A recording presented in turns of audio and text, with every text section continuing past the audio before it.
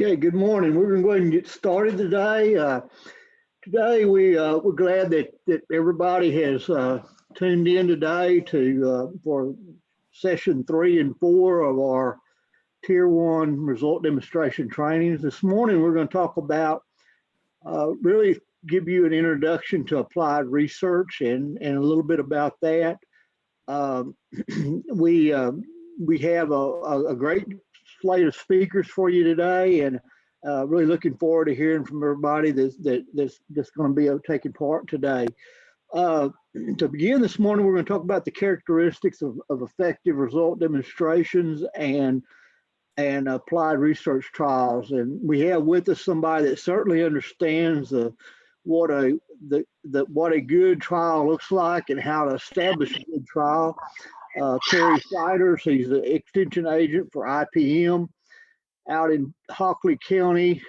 He has a long history of doing very high quality applied research. The industry in West Texas really relies pretty heavily on some folks in some of the roles like our IPM agents, and Kerry certainly delivers with good quality, cutting edge information that has an impact on the ag industry out there. So I'm going to turn it over to Kerry, and Kerry, it's all yours. So I was charged with, discussing the characteristics of an effective ag demonstration applied research projects. And one thing that, let me go to the next slide here. I found that title, Agricultural Demonstration Applied Research Project, right there from our signs that we received. Through the years, we get those things, and we call it all sorts of things. Result demonstration, Darrell used a term a while ago, but anyway, I wanted to just kind of throw that out there on our signs. It simply says Agricultural Demonstration and Applied Research Project, and those signs are appropriate for whichever projects whatever type we're using. But in putting this talk together, I did it somewhat independently from a paper that Dr. Dromgoole put together some time back, and it's called Result Demonstrations, a Method That Works. And even though I did it independently, it really matches up very closely to Dr. Dromgoole's thoughts. And I guess the point being there is that, this process, we don't need to reinvent the wheel. It is a proven recipe for success in itself. And so I just wanted to maybe touch on some of the characteristics, but I would encourage you to look for that article, and Dr. Dromgoole may want to include that later I don't know if that's been sent out in these packets from Rebecca or not, but it's called Result Demonstrations, a Method That Works. And it's an excellent discussion of some of the things that I'm going to touch on as well. So these characteristics, and I don't know that I'd necessarily call them characteristics, but the major categories that we first start thinking about is the plan, obviously, and then implementation. Then at some point we will evaluate and finally make some improvements on that process. And that's kind of a one that's a little unique in itself, but we'll talk about it. So starting with the plan, we've got to start with the plan. Of course, ideas come from all different sources, our committees and such, but at some point we've got to develop a plan. We got to start with a good plan, develop the project, and again, whether it's from one of our committees or a committee from another organization, wheat growers, or particularly our specialists. Let me move this out of the way. I'm not sure I can. Industry folks possibly could get involved, and I would say anybody that has a vested interest. Of course, I think generally in terms of row crops, but if you're in an area where you've got greenhouse industry, or obviously we all have cattle and range and wildlife, those folks would be involved in those type of projects. So get them involved right up front in the planning. Have a good hypothesis, and many of us that, kind of specialize in this area in at the university level may have taken a lot of, experimental design and analysis and statistics and various things that may help. But a hypothesis is very, simple. Of what is the question that you're trying to address? And you really need to lay that out and ask that question. And that's what a hypothesis is this better than, if you're going after insects or weeds or, an ear tag project or a tomato greenhouse project, whatever it might be, ask the question of what it is that you're trying to answer a question. And from all this, then you develop a protocol. That protocol is simply just a list of treatments, products, rates. I mentioned, tomato trial. Well, the varieties or a way to protect them, or or ear tags or whatever it might be. Brush control is a good one too. I mean, there's so many examples out there, things that we do throughout the state, but have a list of treatments, and then a plot plan. Let me see if I can move this over. Oh, well, let me go back.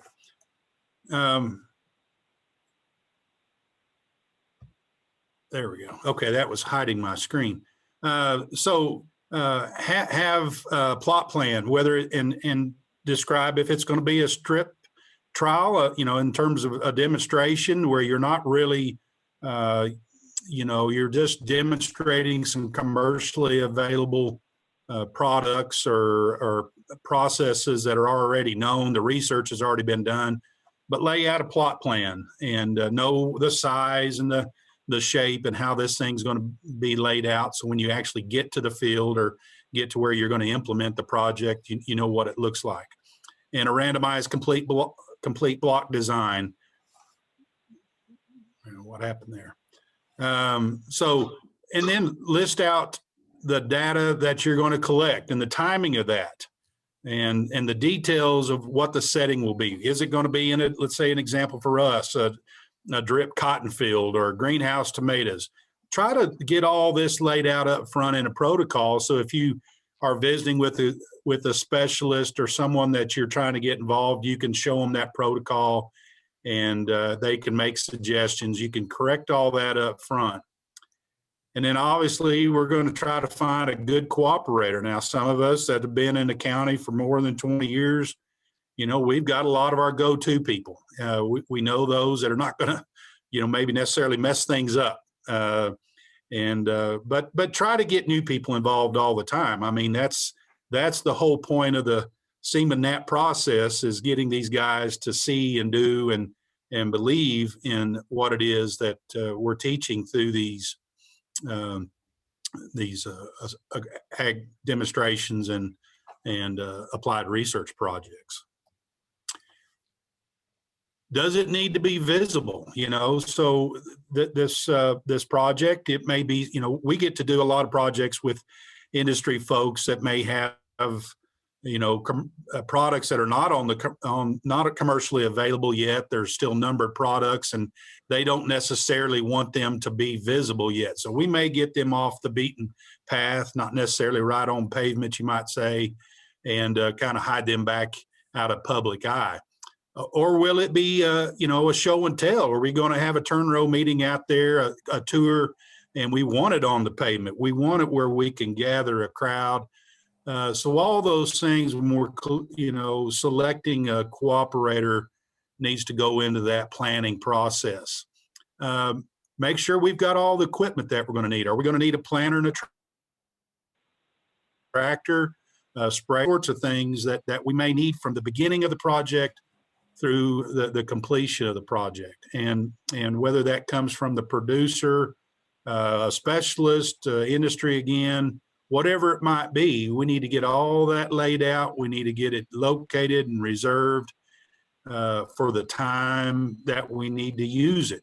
And then moving on here, we've always got to communicate, particularly with our cooperator, but with everybody that's involved, other agents. Hopefully you're including maybe some other agents in your surrounding county. Take advantage of a good project and get as many people involved and share the wealth of a good project. But again, clearly spell out the expectations to a cooperator. They don't like surprises. I know the last time we gathered in April, we heard some stories about some surprises that producers didn't like, and it really has a cost. And so let's don't have that situation pop up. And what they're the expectations of that cooperator, the actions and activities that will be going on in that particular field. And finally, but not least by any means, is always think about safety. We don't want anybody getting hurt, whether it's chemical safety, safety of the animals that we may use in a project, equipment safety. We've all seen horror stories of PTO shaft, accidents, and also sanitation. And what I mean by that, of course, here on throughout Texas, we've got the fear of FOV4 that, and we've got more Pima cotton moving in, and that's our concern that we're going to have this fusarium disease move in here in the high plains and really hurt our upland cotton industry. Well, we don't want to be part of the problem. We want to be part of the solution. And so always practice sanitation. So all these safety things, keep in the front of your mind and in your planning process as well. All right, going on to the next category and listing some of the characteristics of success. Proper timing.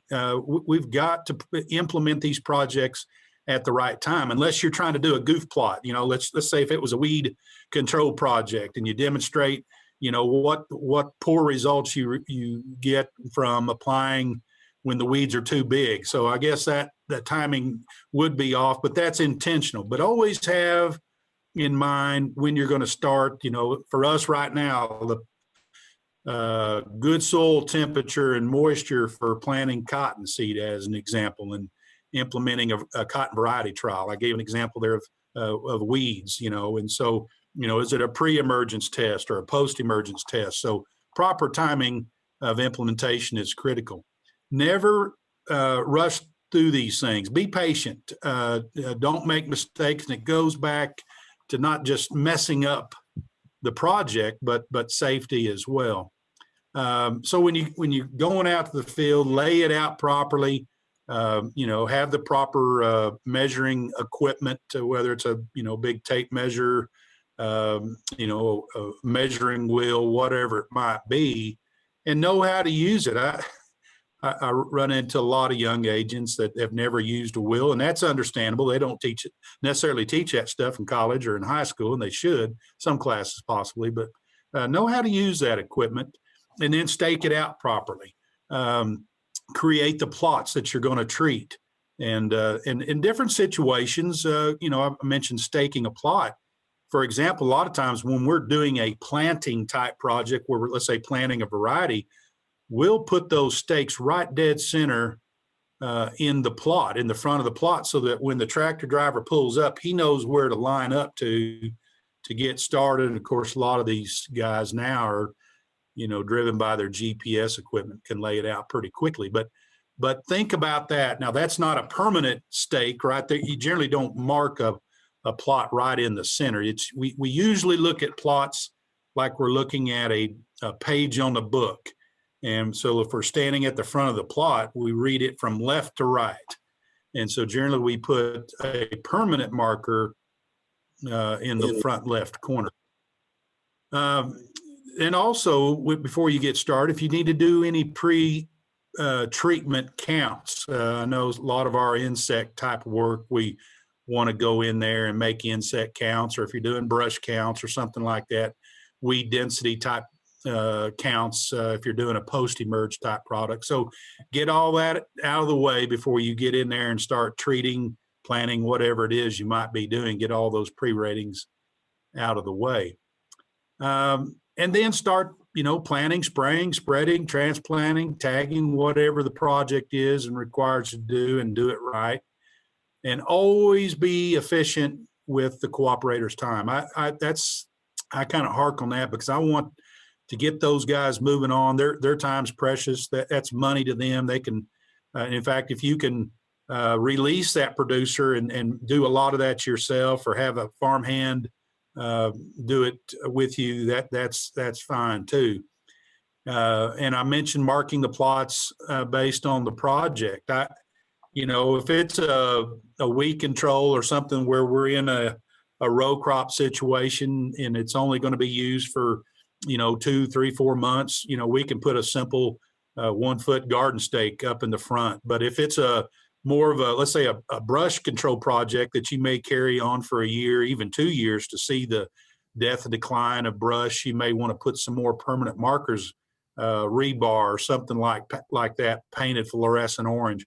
I remember we did a project on some salt cedar a few years ago, and we marked trees, and that was a huge mistake. You don't just put ribbon around a tree that you're killing, because in a 16-month time, hopefully those trees have deteriorated such, and I guarantee you won't find those markers. So do it right, and if you have questions, always ask a specialist or an agent that's had that kind of experience in laying those kind of plots out, and having some kind of marker that you can always go back to those sites, and document everything that you do, and always date the visit, and of course, if you're planning, we make note of temperatures. I would even go to the point of doing GPS on at least one corner, if not all 4 corners. Make notes on landmarks and mistakes, because I guarantee you go out 2 months from now or at harvest time, it's going to look different, and you could very well lose your bearings especially if you've got more than a couple type projects. And always take pictures or videos. I think that's if we can document this stuff, that helps us when we, not only in our reporting. No, figure it out, man. Raylan, you guys need to mute your mic, please. We were here 2 more days this week because. And here's just an example. This was a early spring burn down before we got into planting. It was some winter weeds. We were going in with a post-emerge product. This just two rows by about 30 feet. And we simply put these garden stakes out there with the treatment. And you can see that it's laid out, throughout the field there. So just an example of that. Here's one of a harvest aid trial. Now, because we're not going to have movement through this field, until we get into harvest, we did put these signs dead center in the plot. I think these were 8-row plots, so this is between rows 4 and 5, and it has the treatment on there. If I zoom in a little closer, you can see that it even has the date that it was applied. So properly marking these, it's not only for our use, but something like this where it's a demonstration. Of course, it's for the public to, when they drive by, they can walk in there on their own time and kind of be explained to what's going on there, as well as one of these demonstration signs that we should all have that kind of attracts the attention to the field. It kind of tells them that it's our project, and then of course you lay out the signs for each of the plots. And just again, the note taking is critical. You need to have the date and the cooperator and some other details. This was at planting, and so we had 11 varieties, and you can see there the first variety, 4792, was on the north end, and we moved to the south. So taking good notes is a really critical part of implementation, so that when you go out at subsequent dates that you don't get turned around, or you can share those notes with somebody else. Now, these are handwritten notes. I would highly suggest then that you put them in an Excel file or something like that, where it's more of a permanent type project.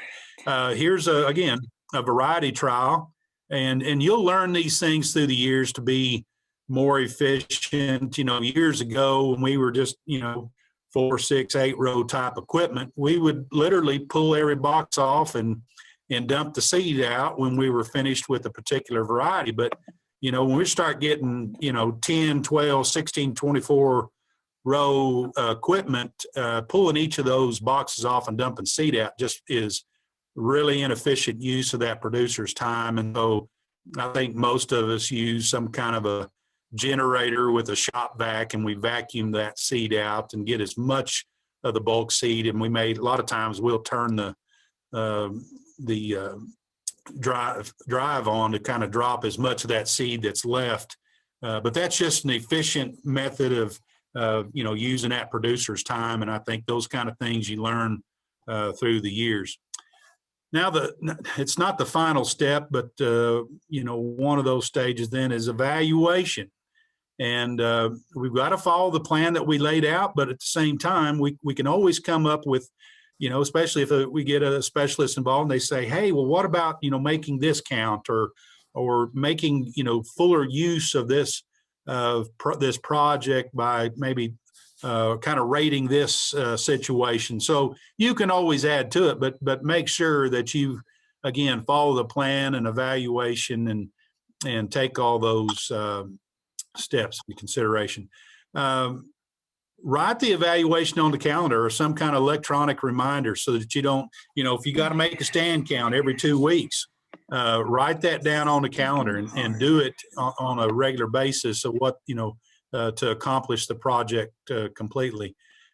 Get help. If you got a huge database, if you're making insect counts is a good example, get help if you need it. Get your fellow agents involved. As I mentioned, that always is a help. Or if it's something that you can get even 4-H volunteers involved. I know one year we did some bee counts. We had the kids sit at a pumpkin plant and view a set of flowers and count the visiting pollinators and write down what they were. It was a pretty simple thing, but we used about a half dozen kids to make notes like that, and it was a pretty successful project.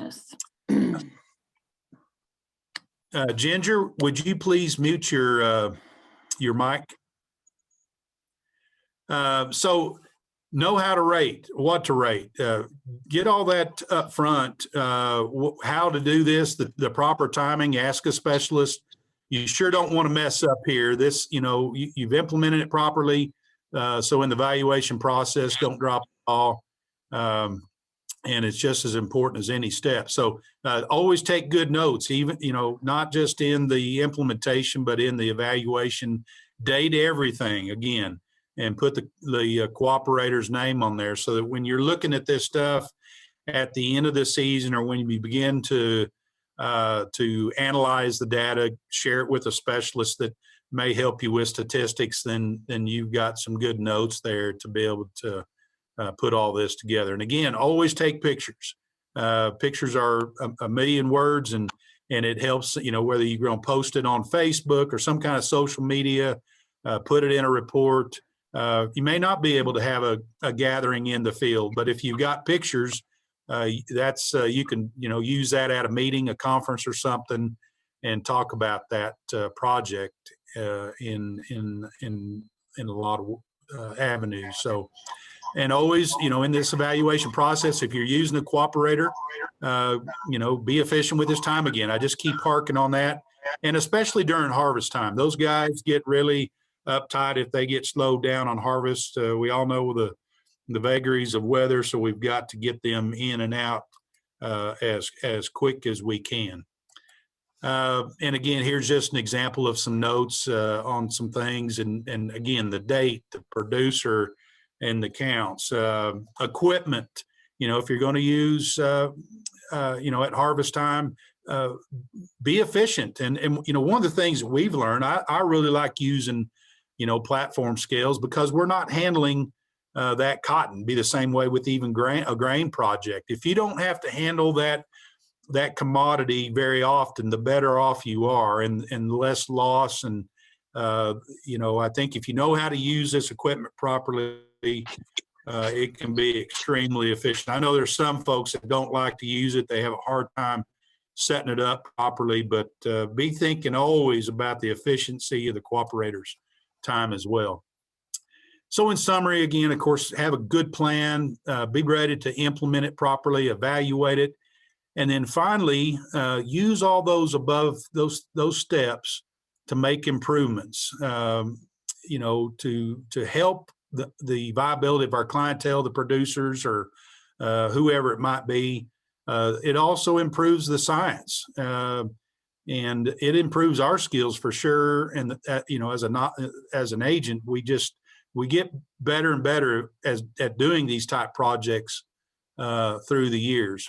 And you know, use these demonstration sites, you know, as a good show and tell, but make sure that those cooperators involved, because, you know, again, when they do something, they really see the value in the hypothesis that we are putting forth. And then, of course, utilize that properly analyzed data, you know, currently for meetings, or, you know, to help those producers at this time, but it also has a lot of future benefits. I know we often go back, you know, many years to say, hey, we did this before, you know, has it changed? What can we do different? But it does help improve the science and our experience and the viability of our producers and others, our clientele in general, whoever's what kind of project we're involved with. Again, I'm going to show some quick slides on some different projects. Again, this was a harvest aid. This is one that there's really not a lot of changes in these type products, so it's generally just a strip trial, you know. But again, you know, if we look at that sign, we can tell what the product was, when it was applied, how much water, any adjuvants. And so there's a lot of information that you really ought to put on those signs. And then, of course, this is an older demonstration sign, but maybe even have your contact, you know, available where they can call you if they're out there on their own time looking around. If they've got questions, they can give you a call. So signage is just a really important part, particularly on the result demonstration side of things. This was a tomato variety trial.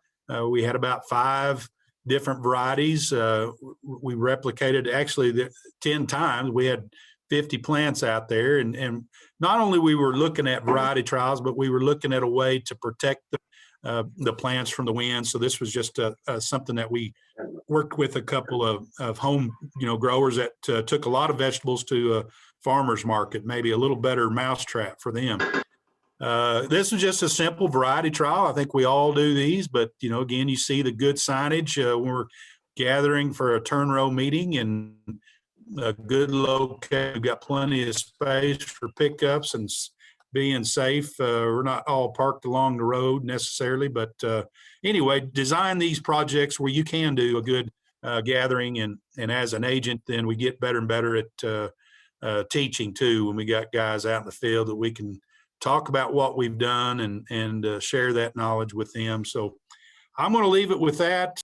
Well, again, I would refer them to your document, that proven method document, and you might share that too. But it has a lot of similar discussion points in it as well. And really, the next topic is the one that really we really want to establish a base knowledge through this topic. It relates to experimental design and moving into more of our applied research trials that we conduct many times. We have to visit with you to share information. Dr. Jordan Bell, she is soil and crop science out of Lubbock. Prior to me, and just a quick short, prior to this presentation, I don't know Dr. Bell very well, and so I went and looked at some of her work to just see what kind of result demonstration work she was doing, and it was considerable. But one thing that caught my eye was the fact that back in the early 80s and mid 80s, I had a cooperator over in Crosby County, and his sons are now cooperators in in one of the trials that Dr. Jordan Bell is participating in. So, sometimes we talk about how tough it is to get these cooperators, but in reality, sometimes some of them really, really enjoy this, and they really, really look at this as a way to learn and to become better producers. So there's some of those all around the world. This is a multi-generational group out there that's doing some work that their dad had done all his life. So anyway, we're going to turn it over to Dr. Bell to visit with you about experimental design. Okay, well, thanks so much, Dr. Dromgoole.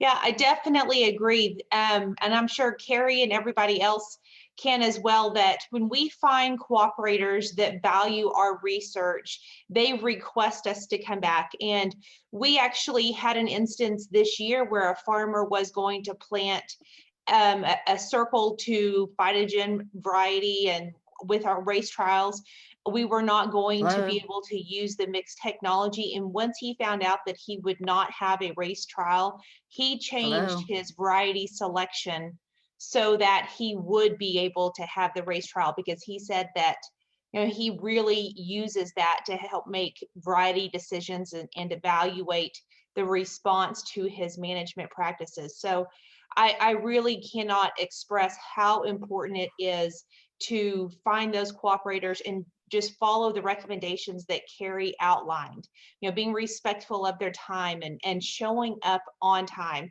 I truly believe it's okay for a cooperator to wait on me, but I do not want I mean, it's truly fine for me to wait on a cooperator. I do not want a cooperator waiting on me. They are busy, and if we are not respectful of their time and their resources, we will lose them as a cooperator. And unfortunately, it's not just losing them, it's their neighbors, and they talk to people within their county, and it just sets up a bad precedence, and it takes years to overcome those bad reputations. So it's really important that, you know, just the basic details are followed in addition to experimental design. So I'm going to jump right into experimental design. Carrie did a great job outlining a lot of the principles for this. And I think it's really interesting. I always like to look at, if I can get my slides to switch, the history in everything we do. And as we think about, you know, so many of our activities, it just seems like, well, we've always done this. We have, you know, statistical classes that we've all taken in college, but somebody came up with this for a very practical reason. And the experimental design methods that we use in applied agriculture were designed around agricultural research. And there was a statistician in 1935, Ronald Fisher, who wrote a book, The Design of Experiments. And so much of what we do was based off of what he discovered, actually evaluating data. And he was hired to be a biostatistician at an experiment station in England to specifically analyze field data. And he had been given this mass of data, and it was probably lots of messy data, lots of stuff that didn't make sense. And as he went through that, he really understood that there needed to be some organization and so that and design so that the data could actually be meaningful. And that's really where the foundation of everything we do came from: the replication, the randomization, having a control. And then, of course, one of the very basic statistical procedures that we do use is an ANOVA. And he actually came up with that as well. And of course, also the Fisher analysis, for which is named for him. But nevertheless, you know, there's the foundation of the experimental design in agricultural research. And so, you know, it's interesting looking at that history and understanding why we still follow those procedures. So when we talk about experimental design, we are looking for, of course, responses between treatments, as well as looking for a relationship between a response and a quantitative variable. So for example, I just put a plot here from some data that I have. This was actually data that I collected with Ed Bynum, who was our extension entomologist at Amarillo. And we were looking at silage value, the nutritive value of silage, and how sugarcane aphid pressure impacted the nutritive value of silage. And so here we have this relationship. We also have ensiling duration. And so there's lots of different factors that can be applied when we are designing an experiment, but we are able to draw these relationships between two variables. And so it can become very meaningful if the project is designed properly. So experimental design is about statistical power. We want to be certain that what we are sharing and distributing is accurate. And I know that previous presentations have addressed the demonstration versus the experiment and why we would have just a comparison versus a replicated experiment. And there's value in a demonstration, but when you are doing a demonstration, you are demonstrating something that has already been statistically proven. And so that should be something that as you are preparing your demonstration, as you are discussing your demonstration, also pull that research and share that research so that your producers as well as your cooperator understands that this practice you are demonstrating has been scientifically and statistically proven. And so with statistical power, we have the probability to use the data to make the correct decision, but we have to make sure that the experimental design was done properly so that we are using the data properly. And then also the probability that a test of significance will correctly identify the effect that is present. So as we do this, we really have to start thinking about pre-planning. And of course, with that, there is the research question. And first and foremost, that is your objective. Why are you doing this research? Why do you think this research is important? So you have to clearly define what your objective is. And these are things that you do need to write down, as Carrie said. Make your notes, write down the objective, write down if you're doing all the details about the experiment, why your cooperators value this. And as you go in and write up your result demonstration, make sure that you have this because it will help you formulate that introduction. If you're able to articulate why this is important for your county based off of just discussions with producers, that becomes very important to have that documented. So what is the objective? Also, what is the hypothesis? And I'll go into that in a little more detail so that you do understand the difference between the objective and the hypothesis. But again, that's just that scientific process that has been discussed in previous presentations. What are factors? And then keep in mind, a properly designed experiment will minimize experimental error. And of course, that's information that will be discussed in the next presentation by Dr. Josh McGinty. So a hypothesis, this is a statement or assumption that is yet to be proved. And we all hypothesize daily, based off of just what we think, what we feel, based off of previous assumptions. We have a hypothesis about what we think is going to happen.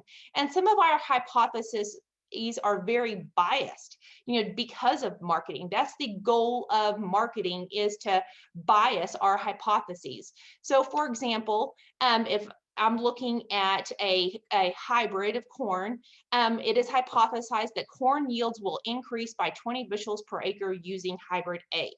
So, but there's also a null hypothesis. This is something that demonstrates there's actually no difference. And really, this is, as we look at designing our experiment, we are considering both. And so we want to make sure that we are not biased. We want to keep in mind that, yes, we are hypothesizing that whatever we are doing will show a difference, but we also must understand that there might not be any difference. And I know, especially with working with graduate students, it can be very frustrating when the null hypothesis is true, when we see there's no difference. But it does become very important, I think, in all of our roles to understand that that can be very good data. Just because you do not show a difference does not mean that the data is bad. That is something you are now showing your producers, that the hybrid didn't make a difference. The fertility treatment didn't make a difference. All these things that we are demonstrating or evaluating cost those producers money. And if you are very honest and you collect that data and you demonstrate there was no difference, that becomes very meaningful for those cooperators as well. So of course, thinking back to our statistical classes, there's this hypothesis statement just showing that, we have a null hypothesis. That's the statement that there's no difference. We also have our hypothesis that our alternative hypothesis that there is the difference. But ultimately, that null hypothesis is just stating that there is no difference. So the objective, this identifies what the research hopes to achieve. So back to my example using corn hybrids, the objective of this research is to determine if hybrid A increases corn yields. So these objectives can be very simple, very straightforward. As you think about your experimental design and you think about the objective statements, do keep them simple. When you start creating very elaborate objective statements, it's very easy to lose track of what is really important. So, use very simple objective statements. This is just a visual for the null hypothesis. As I mentioned in the previous slide, the null hypothesis assumes there is no difference between two groups. So, for example, here in this example, they have light color has no effect on plant growth. The alternative hypothesis is that light color affects plant growth. So very simple when we think about the hypothesis statement as well. So also, as we think about experimental design, it is important that we have a basic understanding of the terminology that we do use, and especially when we talk about the observational units versus an experimental unit. So the observational unit is actually the statistical unit. It can be whether it's plants or livestock, whatever it is that you are evaluating. But the experimental unit is actually what is composed of many observational units. So for example, if we're looking at field plots, we have plots that are composed of lots of observational units depending on the size of the plot. Also, for example, in livestock, say you're doing a feeding trial or something, a pen of cattle is going to be composed of many observational units. So the experimental factor, this is actually what you are determining or evaluating. This is your treatment, and these are independent variables.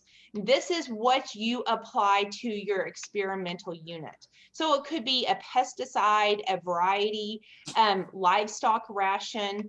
Also, that you have to keep in mind, though, that the experimental unit should be a function of your objective. So, for example, say you're in livestock and you're doing a grazing study to evaluate stocking rates on native pasture. The livestock now become the treatment. So you have your experimental unit, but you also have the treatment when you're looking at, say, 10 head versus 20 versus 30. It can change depending on what your objective is. So that's why it's very important to have your objective first, so that as you are applying your treatments and you have an understanding of your design, you're making sure that these are applied properly. So again, you need a well-defined objective to design your experiment. So moving right into the principles of experimental design, as I mentioned, Fisher, this is really what he started with. We have replication, randomization. In many publications, we also include size now, as well as that control. And Pat Porter and Murillo Maeda, they have a revised publication on experimental design and statistical analysis for agents. And much of this presentation actually does follow what they have outlined. And I'm not for sure if y'all have been provided with that document yet, but that document does a very good job outlining the principles of experimental design.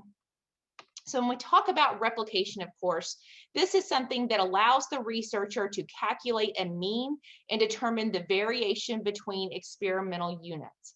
And so this, first and foremost, is what really does differentiate an applied research project from a results demonstration.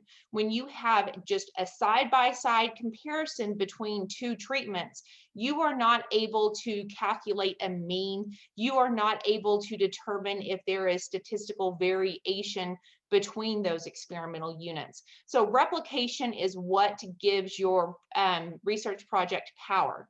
3 replications are the minimum number that is acceptable, but the greater the replication, the greater precision that your project will have.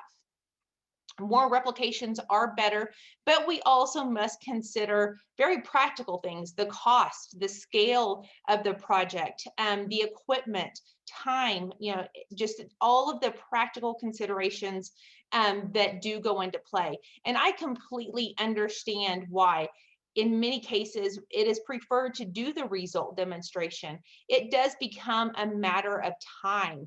It's very hard to find time to get out to a field and do replicated projects. But if you really consider the value of your project and the power that it could have if it's replicated and done properly, it is worth your time to do the replications if the research has not been previously proven, as I mentioned earlier.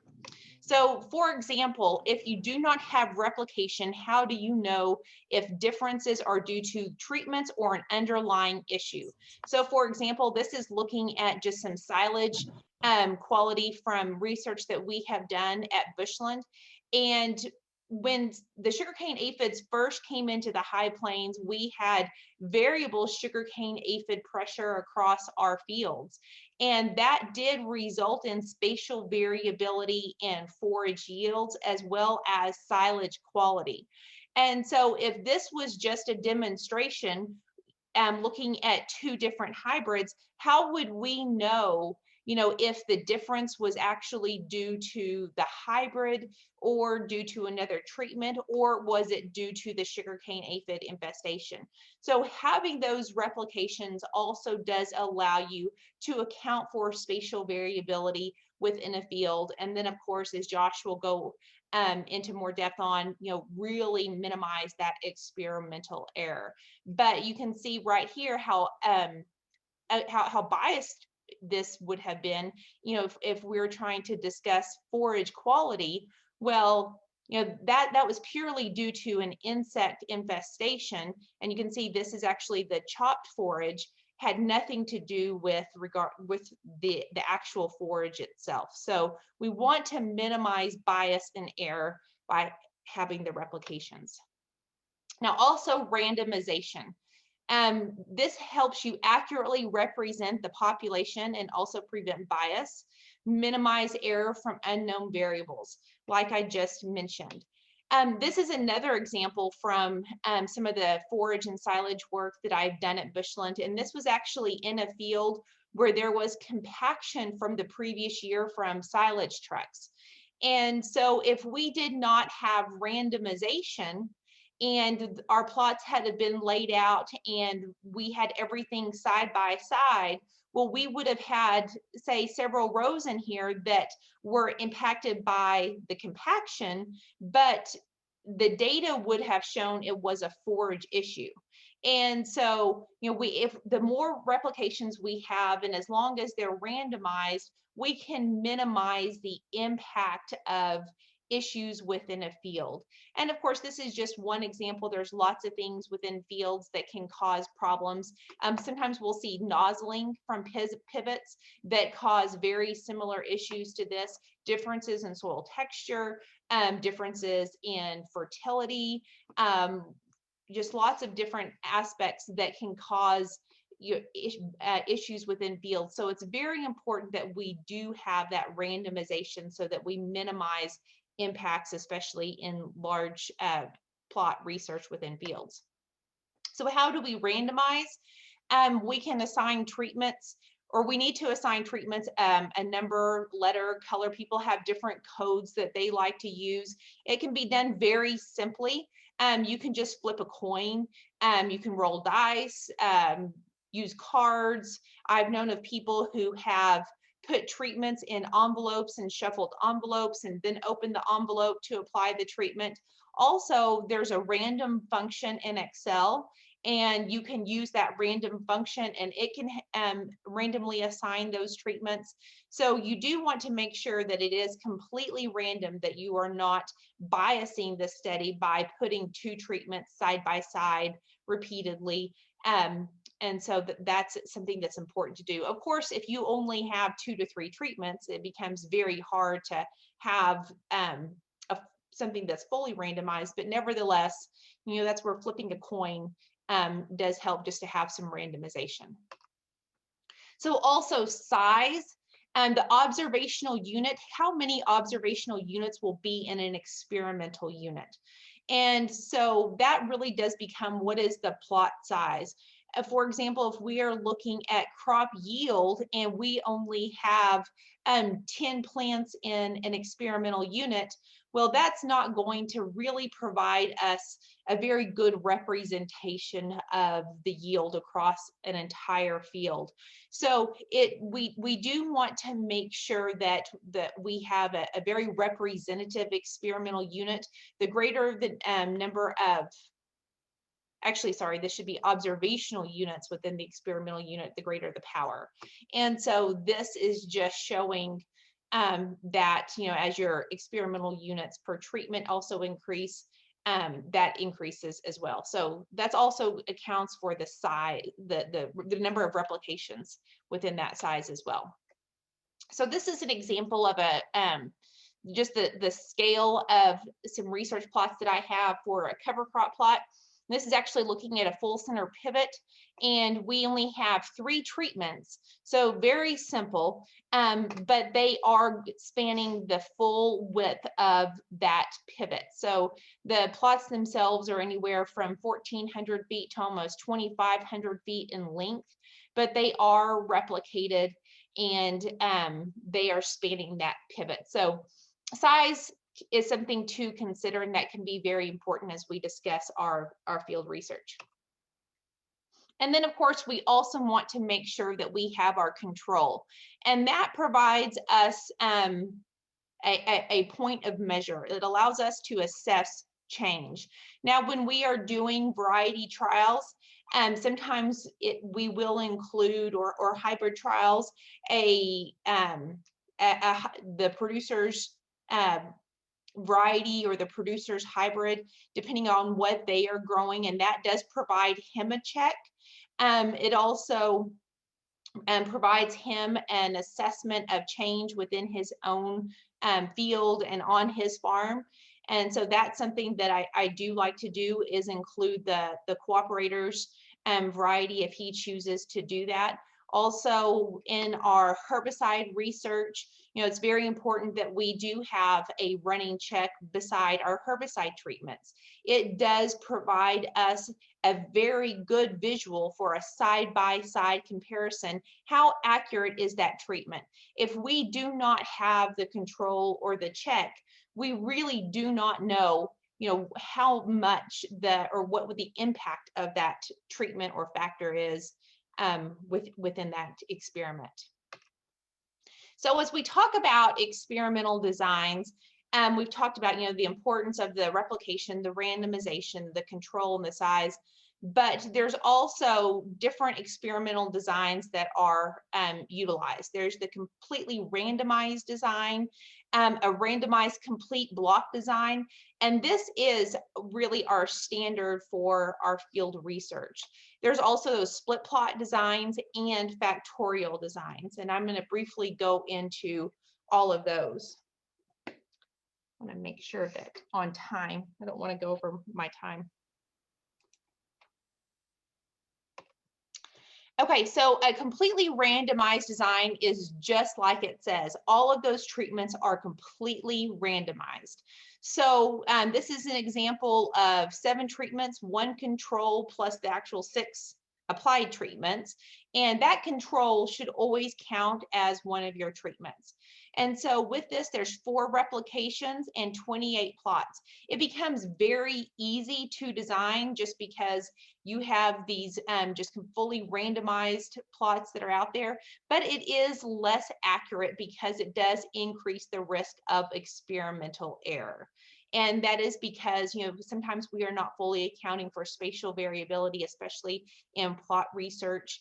And so that can really increase the risk of experimental error there. Now, the randomized complete block design does have every experimental treatment grouped in a block. Treatments are randomly applied to those experimental units, and the number of blocks equals the number of replications. And so depending on who you're working with, I know many people like to just talk about their reps. Many people do use the term block, but the replication and the blocks are equal. The pros to using a randomized complete block is that it minimizes error associated with spatial variability in a field. And cons with using this is that error between blocks and missing data may increase error. And so that's something that can be problematic, especially if you do have error within a block. Also, there's a split plot design, and I use split plot designs quite a bit, whether we are looking at planting dates, tillage, irrigation treatments. It does provide us the flexibility to essentially take 2 randomized complete blocks and actually have those almost in 2 side-by-side projects. So your main plot is the factor of the experiment, whether it's your irrigation, your tillage, your planting date. And in this example, and this is actually a dryland corn project that was at Bushland several years ago, and we had 2 hybrids, or 2 planting dates, sorry. Here's a hybrid at 2 populations, planting date 1. Here's the same hybrid, planting date 2. And so that allows us to block those treatments by planting date. So the subplots are the blocks or replications that are applied within the main plot.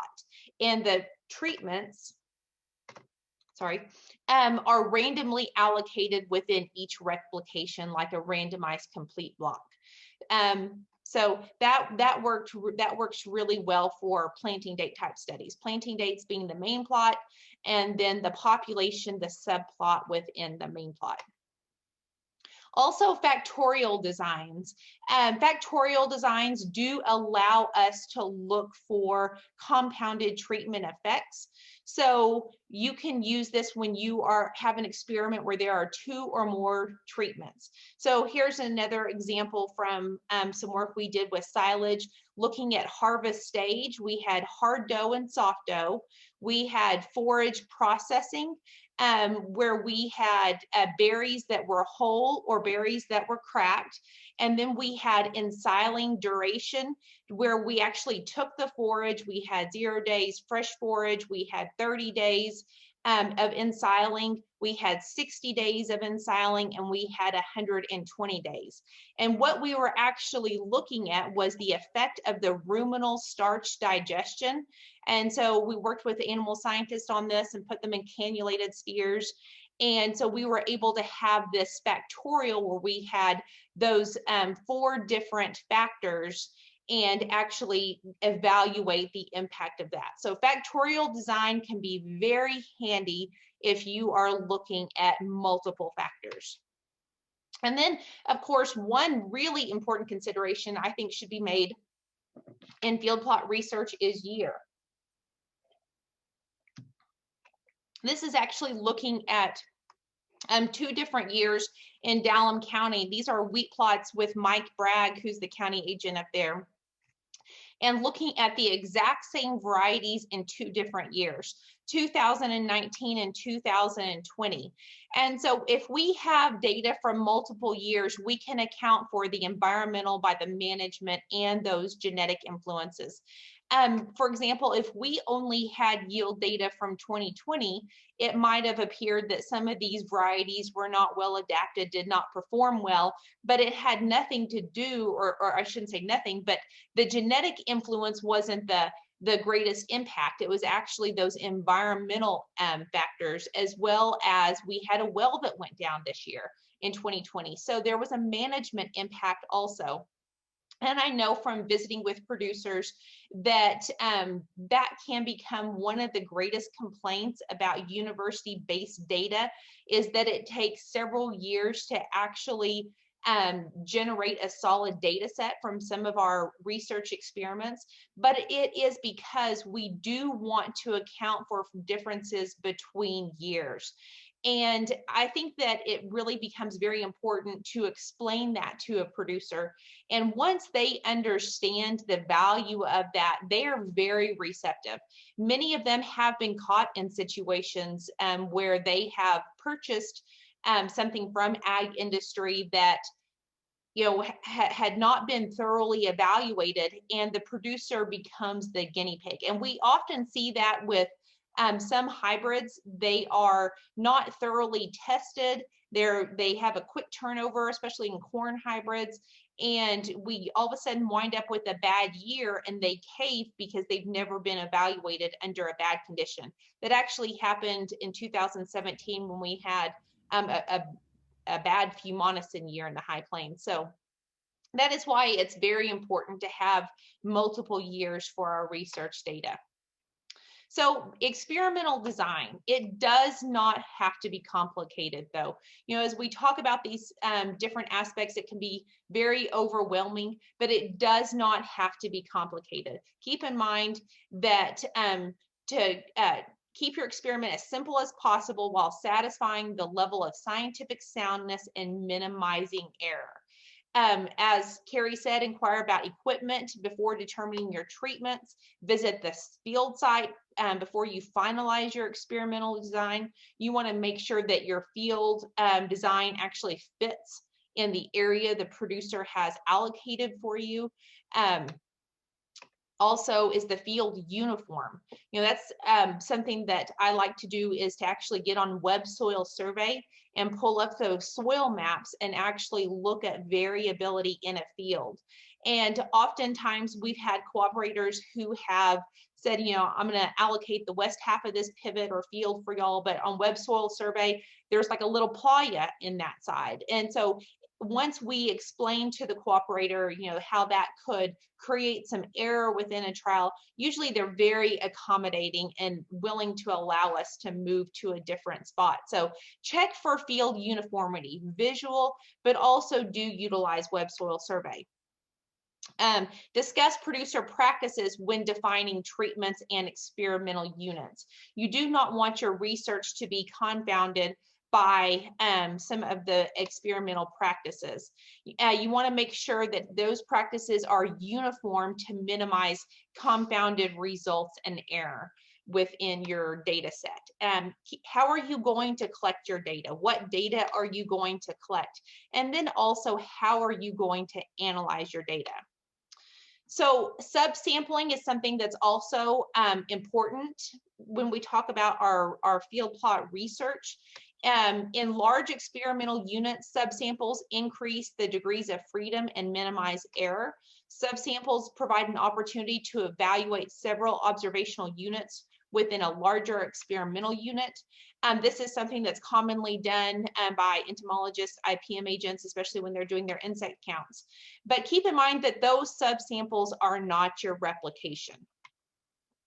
Also, as we think about data, we need to be thinking about the accuracy versus the precision with regards to our data. And I'm sure you have all seen these bullseye figures that demonstrate accuracy versus precision.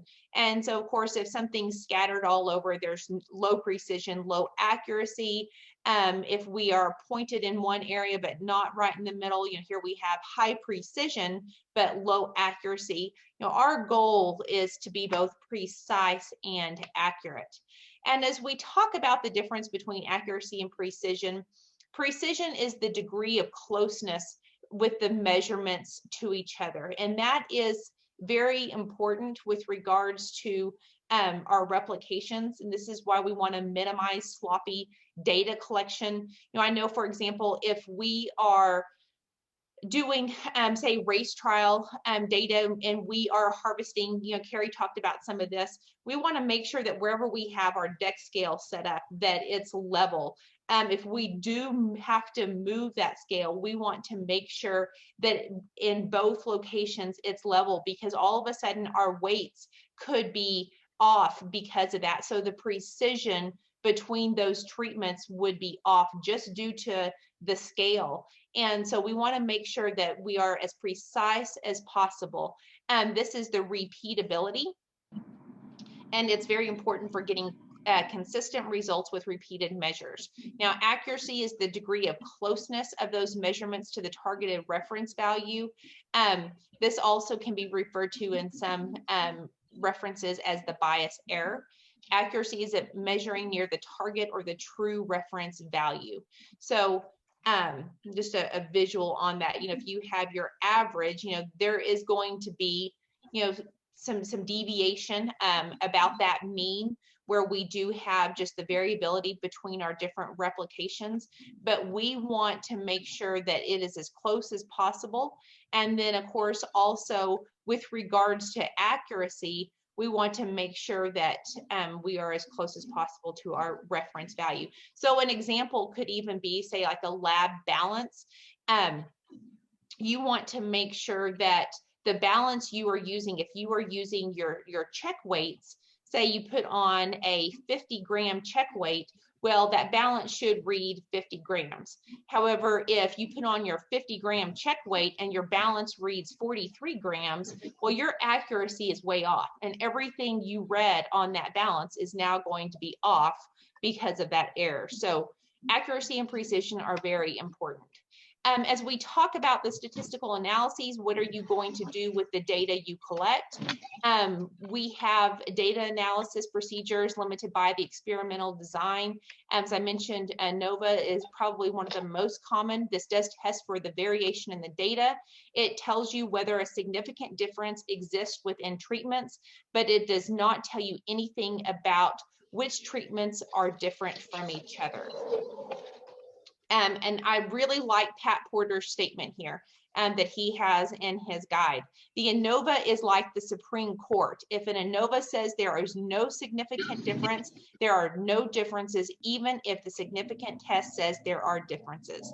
And so that's something to keep in mind, that as you look at these significant tests, you want to first and foremost make sure that you are evaluating the significance of your ANOVA before you consider the significance tests. So the significance test will actually allow you to determine which treatments are most significant.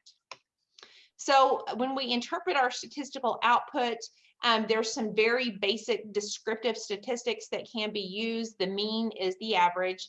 The median provides details about the distribution of the values. The standard deviation, I think, is a very simple and a very strong tool that we can use to demonstrate variation within a field.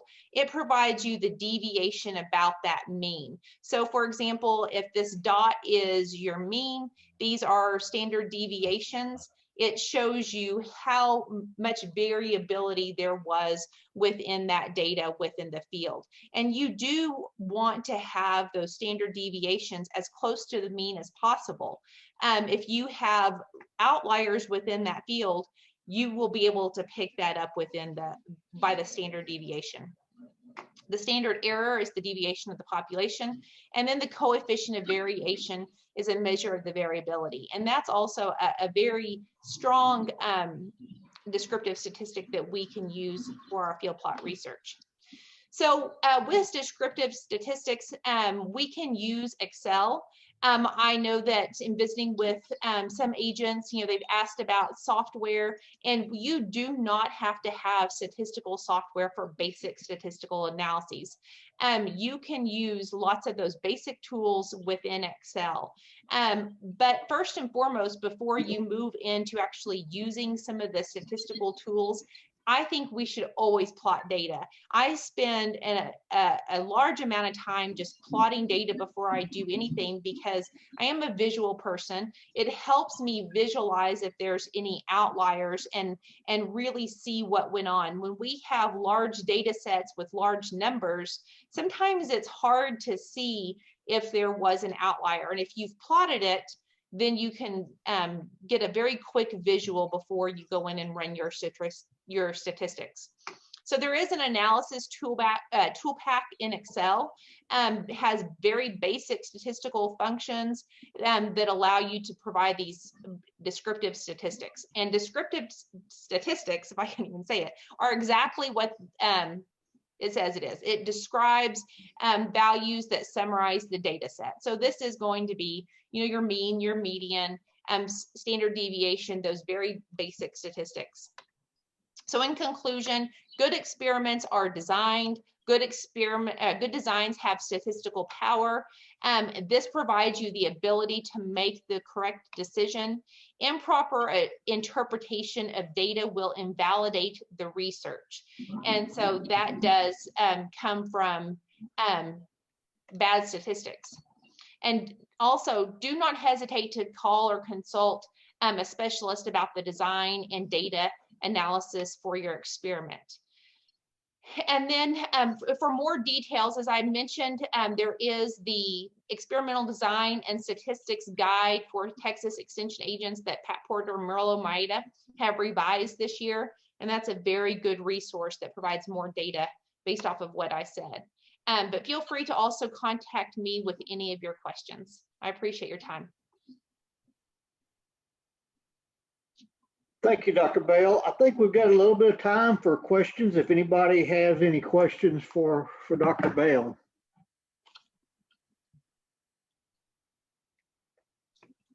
Dr. Bell, I have one regarding to our project that we're doing. So when we're answering the question, do we need to answer in the null hypothesis format then? I know I sent you that email earlier. I didn't know if I need to go in and correct that by chance since we're on the topic. So Mason, I really, really apologize. I have not reviewed your extension demonstration proposal yet. But it is on my list of things to do.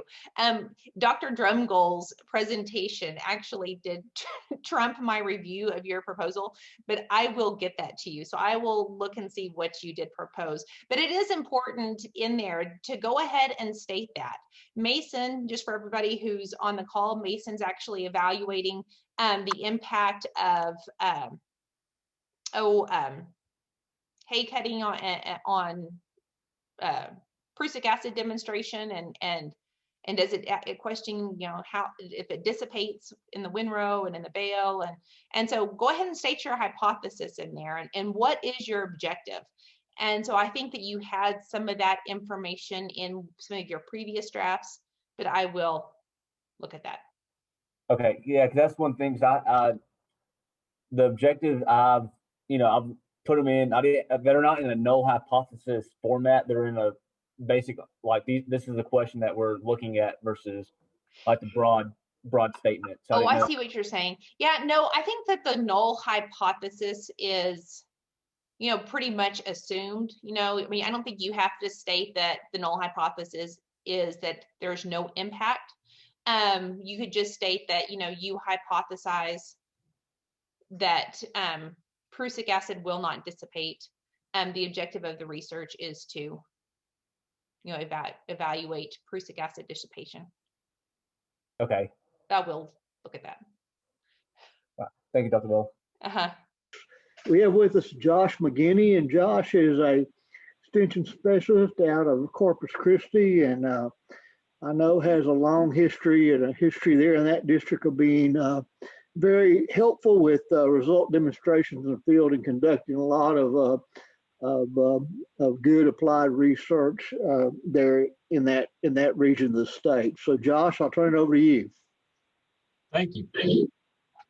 So yeah, we're going to talk about experimental error, the sources of that error, and some things that we can do as far as our experimental design, our plot layout, some of our data collection methodology to reduce or minimize error. There's nothing we can do to eliminate these, just natural variation in the field that leads to some error, but we can do some things to minimize it as much as possible. A lot of my examples are going to be row crop focused. That's my science, but we can apply this to a lot of other areas of interest. So experimental error can be thought of a couple of ways. First is the difference between the value that we measure and the true value of that treatment, meaning that let's say if we're counting insects in a plot, okay, we're only counting certain plants. We're not able to count insects on all the plants in that plot.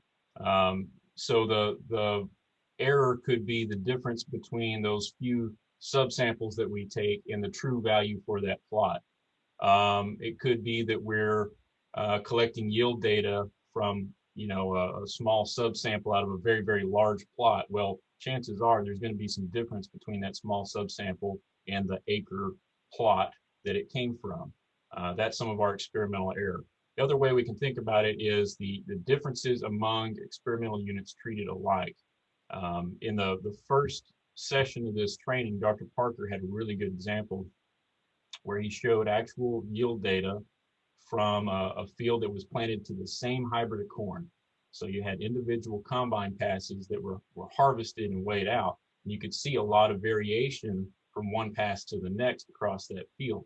Well, those, if you thought of them as experimental units, those were alike. They were planted to the same hybrid. They were probably fertilized the same. It's all in the same field, so some uniformity in soil. But there's differences, okay? There's inherent variation in the environment that leads to these things. And so one of the ways that we can get around or minimize these sources of error is through our basics of plot design and layout, and that is randomization and replication and the way that we collect data. This is some actual field data from this spring, actually, here at Corpus Christi, that I'm going to use to demonstrate this a few times. So this is a cotton variety trial, very simple thing. We do this in a lot of the counties. Typically, we'll replicate this 3 or 4 times in a research trial. But let's say that this trial was planted as a strict demonstration. We just have single passes, single plots of these varieties. And so I went out to this trial and I just collected stand counts on the first rep, okay? And you look at these data and, without any interpretation, you would say, okay, well, that PX variety had the best emergence, followed by that Delta Pine 1646, followed by the 2020, and then the worst was 20B037. But the problem is this isn't replicated, okay? So I have no confidence that the emergence of these varieties has anything to do with the variety itself, okay? It could be that that 20B037 plot was just planted in the worst place in the field. It was planted over on an edge. Deer might have come by and clipped a lot of those plants, or maybe it was planted a little off the row. It was planted into some tire tracks, so we didn't have good seed placement. There's a number of things that could have caused this, but because it's non-replicated data and I can't apply any statistical tests to this, again, I don't have any confidence saying that one variety had better emergence than the other. So replication helps us out with this tremendously. No matter what we do, there's always going to be some variation in the data that isn't coming from the treatments, but if we replicate, we can minimize that to an extent. Also, if data is being collected, any data off of that plot, replication is a must. If we're going to represent data in a newsletter or an email blast, it needs to come from a replicated trial because we need to have some confidence in those numbers.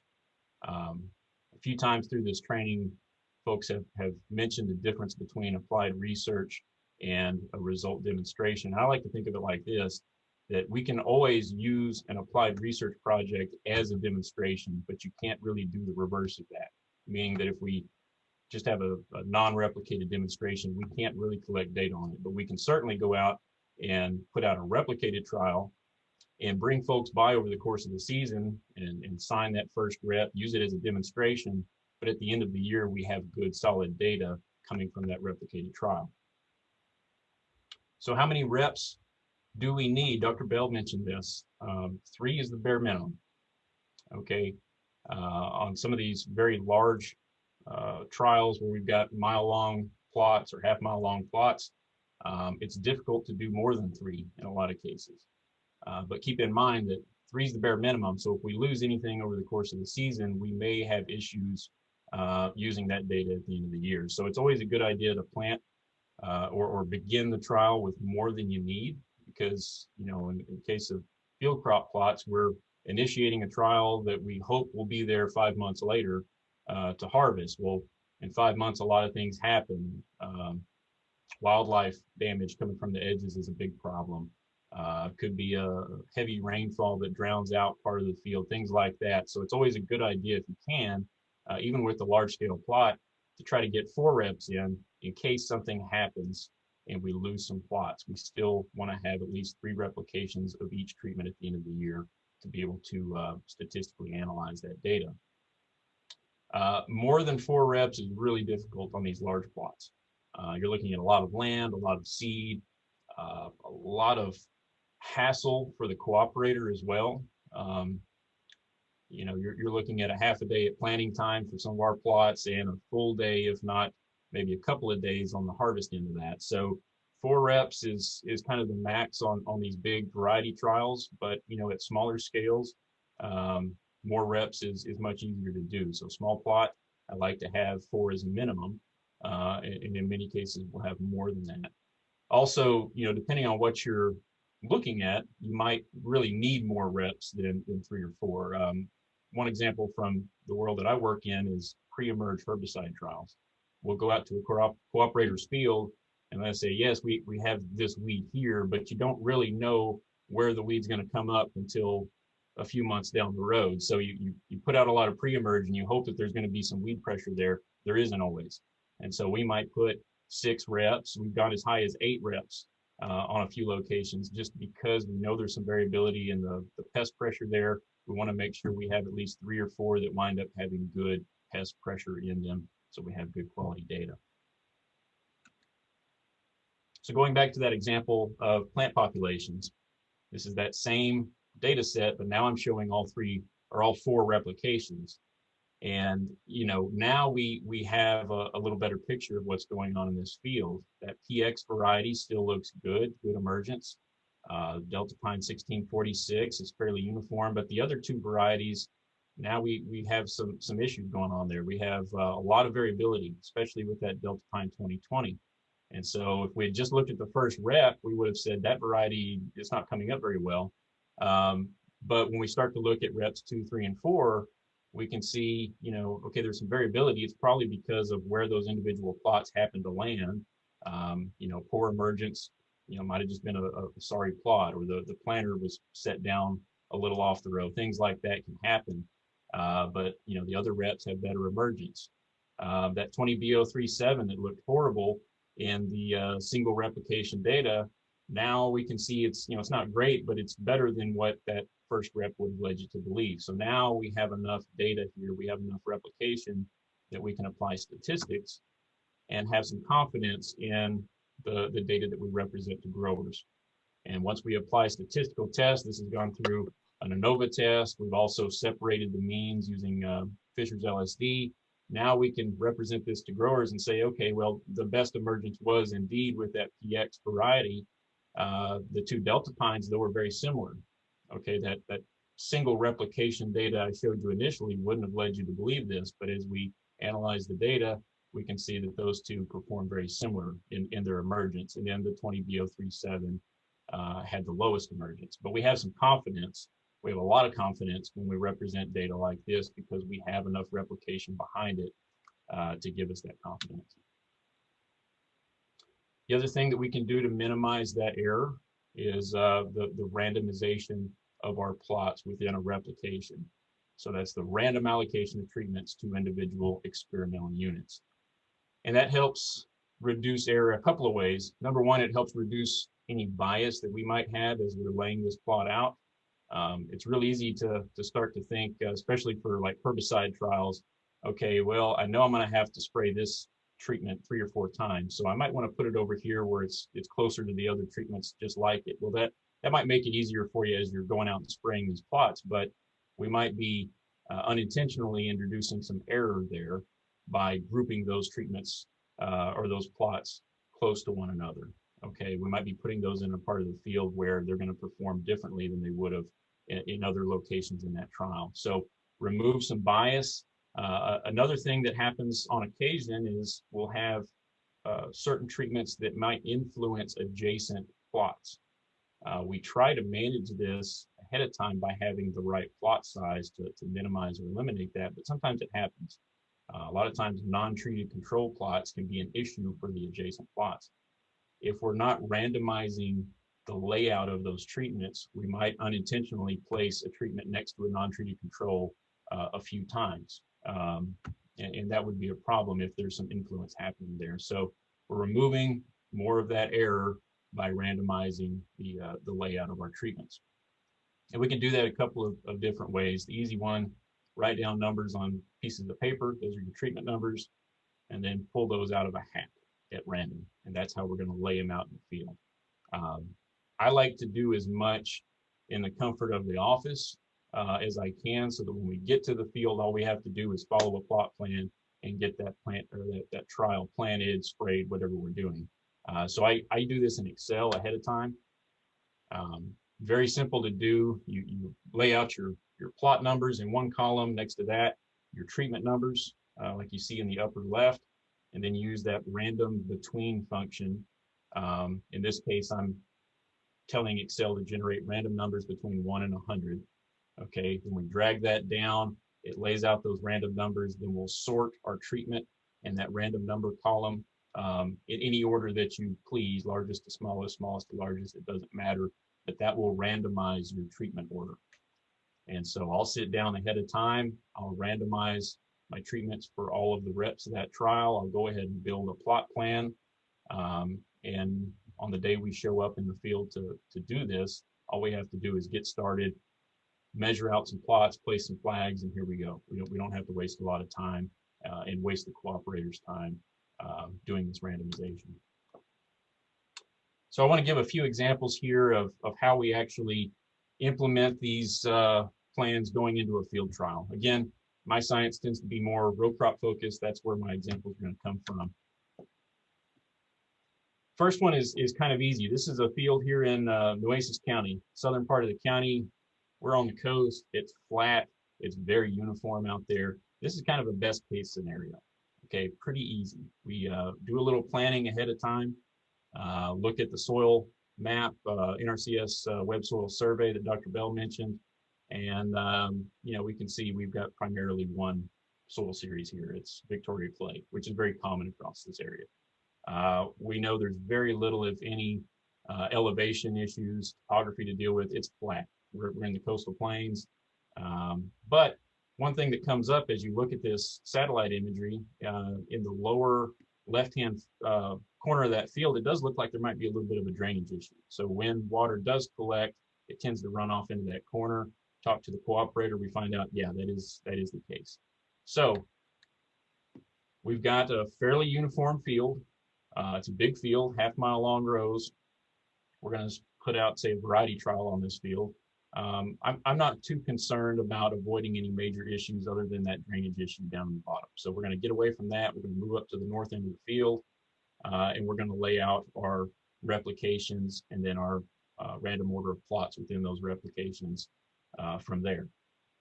In this case, this is in a heavy row cropped area. I'm not too worried about wildlife. There's not range or pasture next to this. I think 3 replications is sufficient, and these are big, long rows. Okay, big plots. It's going to take a lot of time and a lot of seed to cover them. So 3 is okay in this scenario. If I was worried about losing some plots due to hog damage or javelina damage, I might plant 4, but that's not the case here.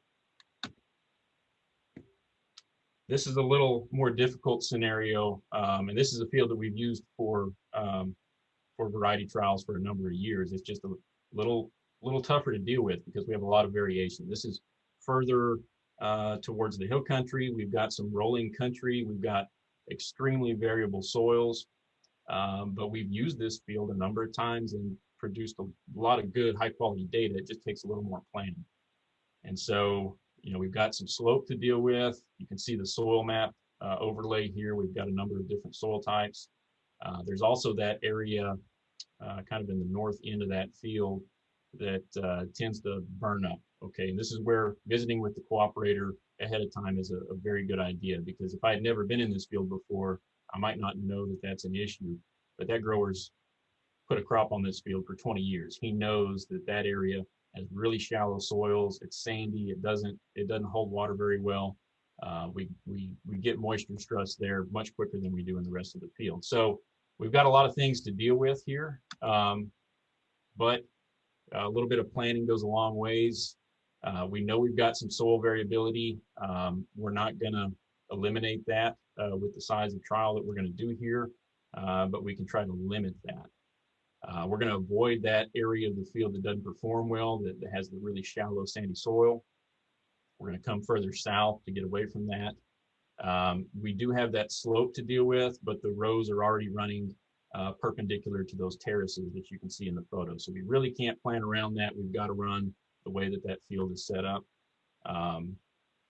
But what we might do is increase our reps to 4. This is a big trial. These are long grows, but I do have some concerns about the variability here. I'm also very concerned about wildlife damage because we've got pasture and rangeland around it. So in this case, we're going to go to 4 reps. And when we've done 4 reps on this field in the past, we've had very good data. When we've done 3 rep tests, it gets a little messy because of all these sources of variation. The last thing to think about very quickly is about your data collection and your sampling methodology. Let's say on these very long row plots, we're conducting our yield estimates based on little subsamples, or it could be plant population counts, it could be plant height, it could be pest counts, things like that. But these are big plots. If we're going to take small subsamples, how are we going to do that to minimize the error? On the left-hand side is what happens a lot of times. We come out in the middle of summer, it's hot, it's dry, we're all miserable, so we just walk into the field a little ways and we conduct our subsample. And we just walk across the rows and do that from plot to plot. Problem with that is, you can see if we had done that in this case, we're going to sample from different soil types here. There's going to be some small differences in elevation. I really want to have multiple subsamples rather than the single point data collection that we're doing here. So really a better scenario in this case would be what we do on the right-hand side, where we're taking multiple subsamples. In this case, it's 3. On big plots like this, it might be 10. Okay, we need to take a lot of subsamples so that we have some confidence that those data do represent the whole plot. And in this case, we're sampling from similar soil types at similar elevations across the field. We're going to sample some down here at the bottom on a uniform soil. We're going to come up here and sample between these 2 terraces, again on a uniform soil, uniform elevation. And then we're also going to come up here on top of the hill, sample between these 2 terraces and do the same. That's going to give us much higher quality data with less error. But that's one of those things you really need to visit with your specialists about, because our sciences differ a little bit, and the way that you sample also changes depending on the experimental design, the layout of the plots. But visit with your specialists. We're all experts in our narrow fields of science. So with that, I think I am right on time. Folks, here's my contact info, my email, my cell phone. Anytime I can help with anything, please give me a shout. We're going to move on to our next topic. The next topic we're going to talk about, we're going to have 2 different speakers talk about this. We have Dr. Joe Pascal, who is a livestock or beef cattle specialist out of Corpus, and Dr. Larry Stein, who is an associate department head for horticulture and a extension specialist, and two individuals I've worked with a great deal in my career, and have the utmost respect for both of these gentlemen in the fact that they both really work towards the betterment of county programs and really work toward providing good quality information to our clientele. And as we think about examples and layouts of experimental design, the row crop work kind of lends itself to that a little bit more easily. As we get into beef cattle and some of our horticulture things, we have to be a little more creative maybe, and be a little more, put a little bit different thought process to it, because that, especially beef cattle, is certainly a different animal in terms of dealing with experimental design and some things like that. So Joe, I'll turn it over to you to get things going.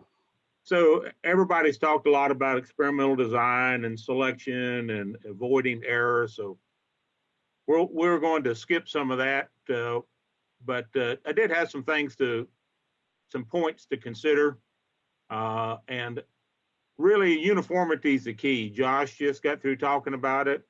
Jordan talked about it just a minute ago, trying to reduce experimental error. So in livestock demonstrations, the animals are not uniform. All right, they're all genetically different.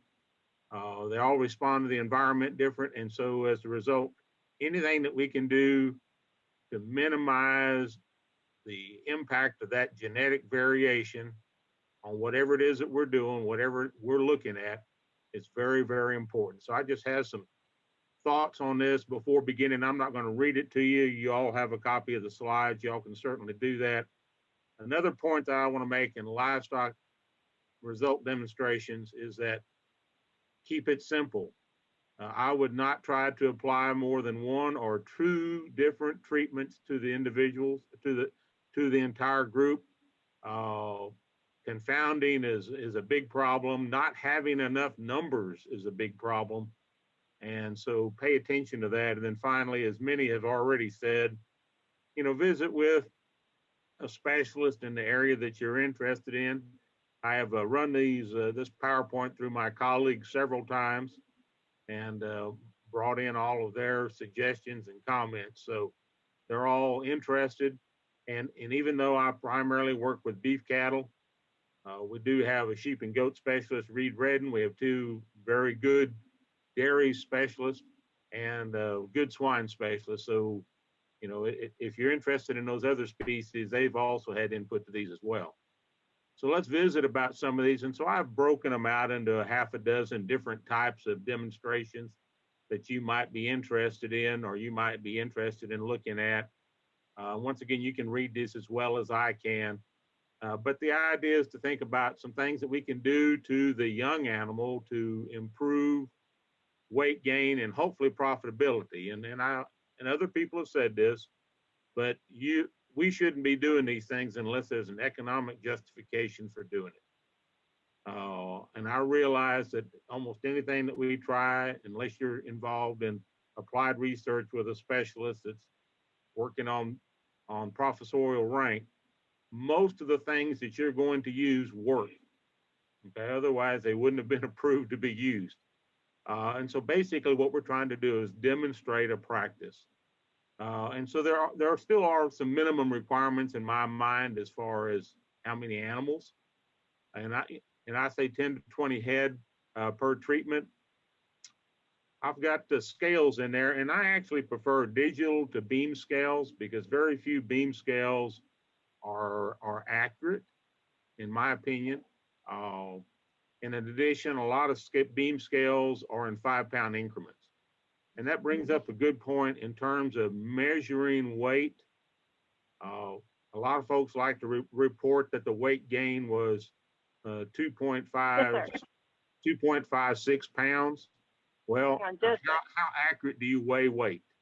Most of us weigh weight to the single pound, and that's how it should be recorded.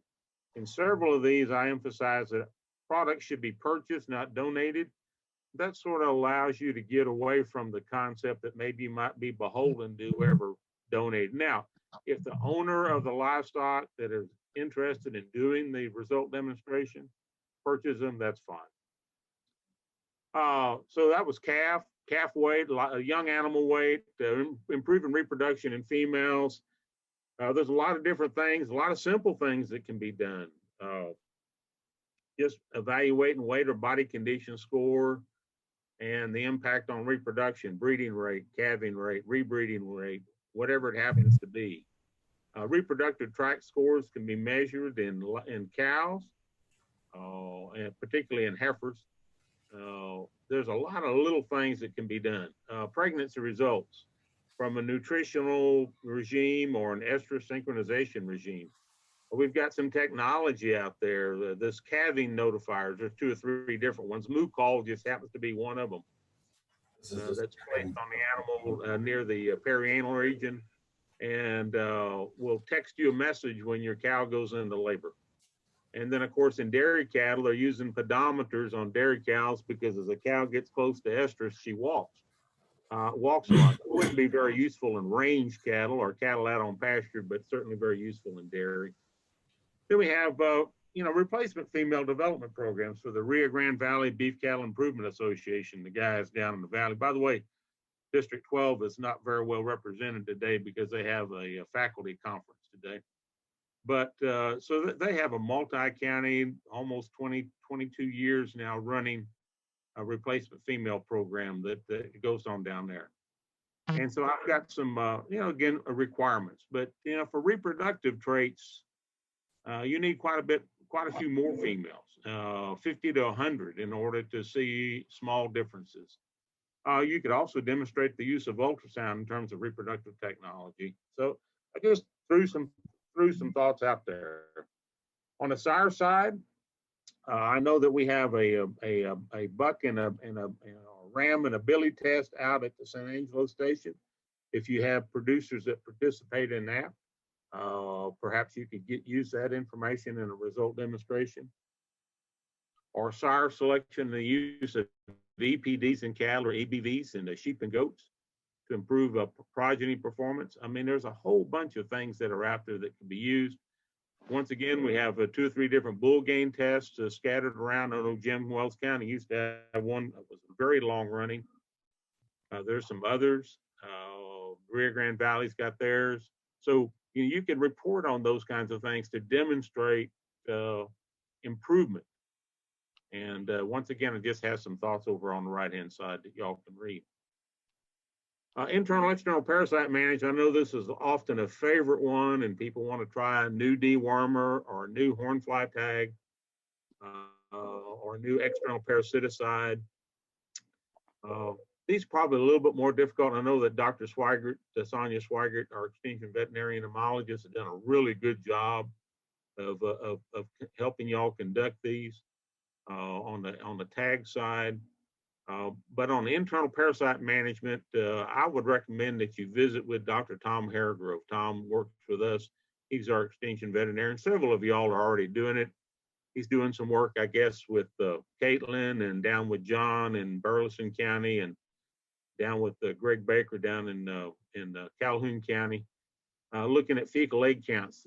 The idea that we can control fecal eggs or internal parasites completely probably doesn't wash anymore. The concept of having some sort of refugia, maybe treating 80% of the animals, I think that's, so it's important to visit with like somebody like Dr. Haregrove, because not only we need to do worm egg counts or reduction in worm egg counts as a result of these products, but maybe what's the long-term goal?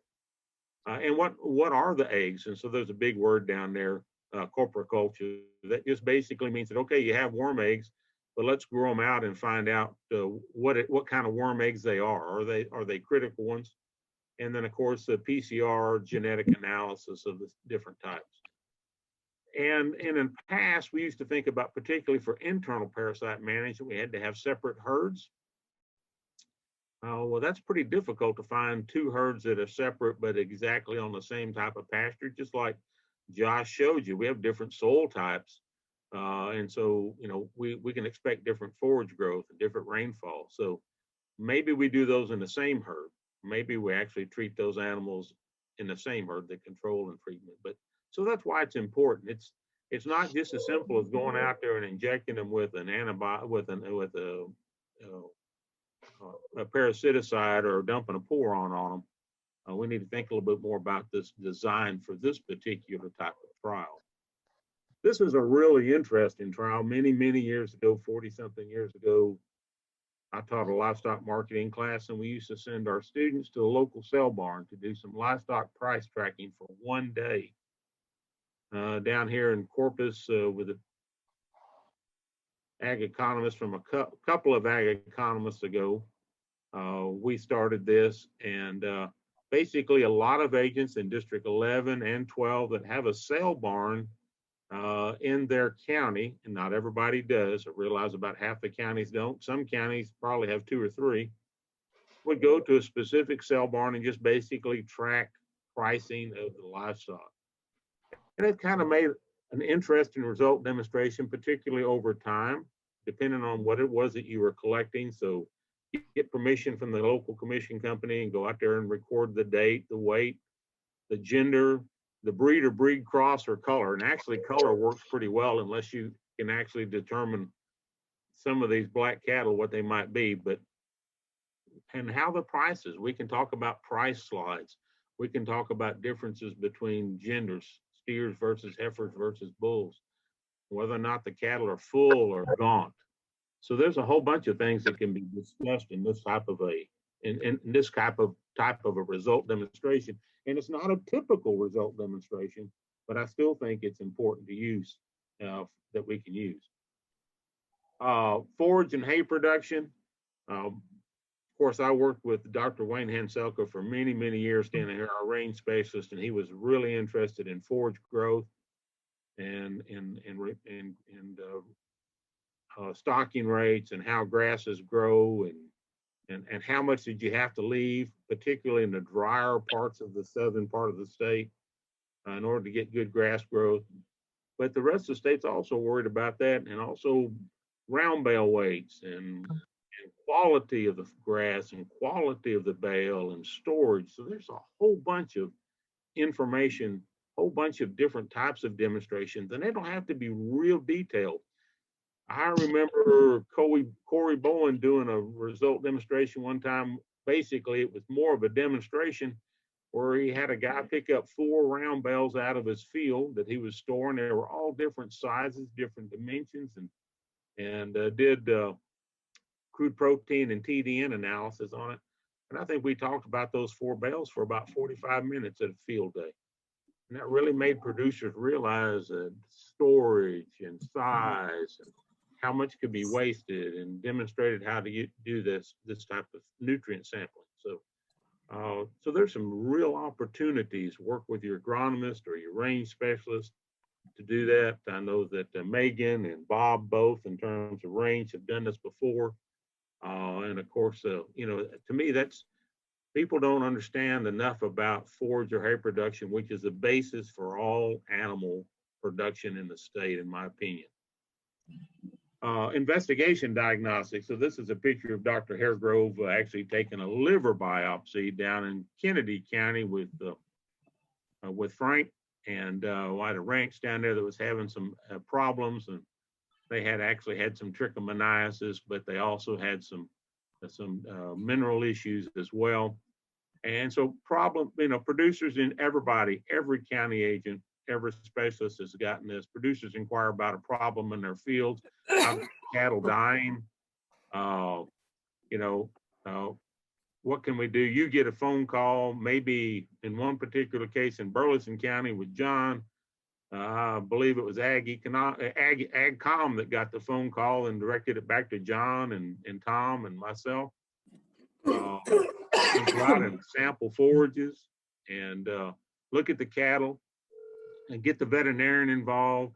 And I know that we've done that in Buffalo County, Buffalo up in Hunt County with Caitlin, and to get out there and find out what it is. So it's a little bit more detailed, but it's still, in my opinion, classifies as result demonstration, because the producers almost are always willing to share that information about what's going on in their livestock, in their pasture, because it's important to the county.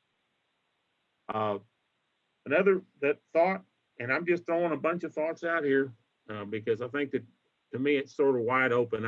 It's not applied research. Okay, we're doing result demonstration.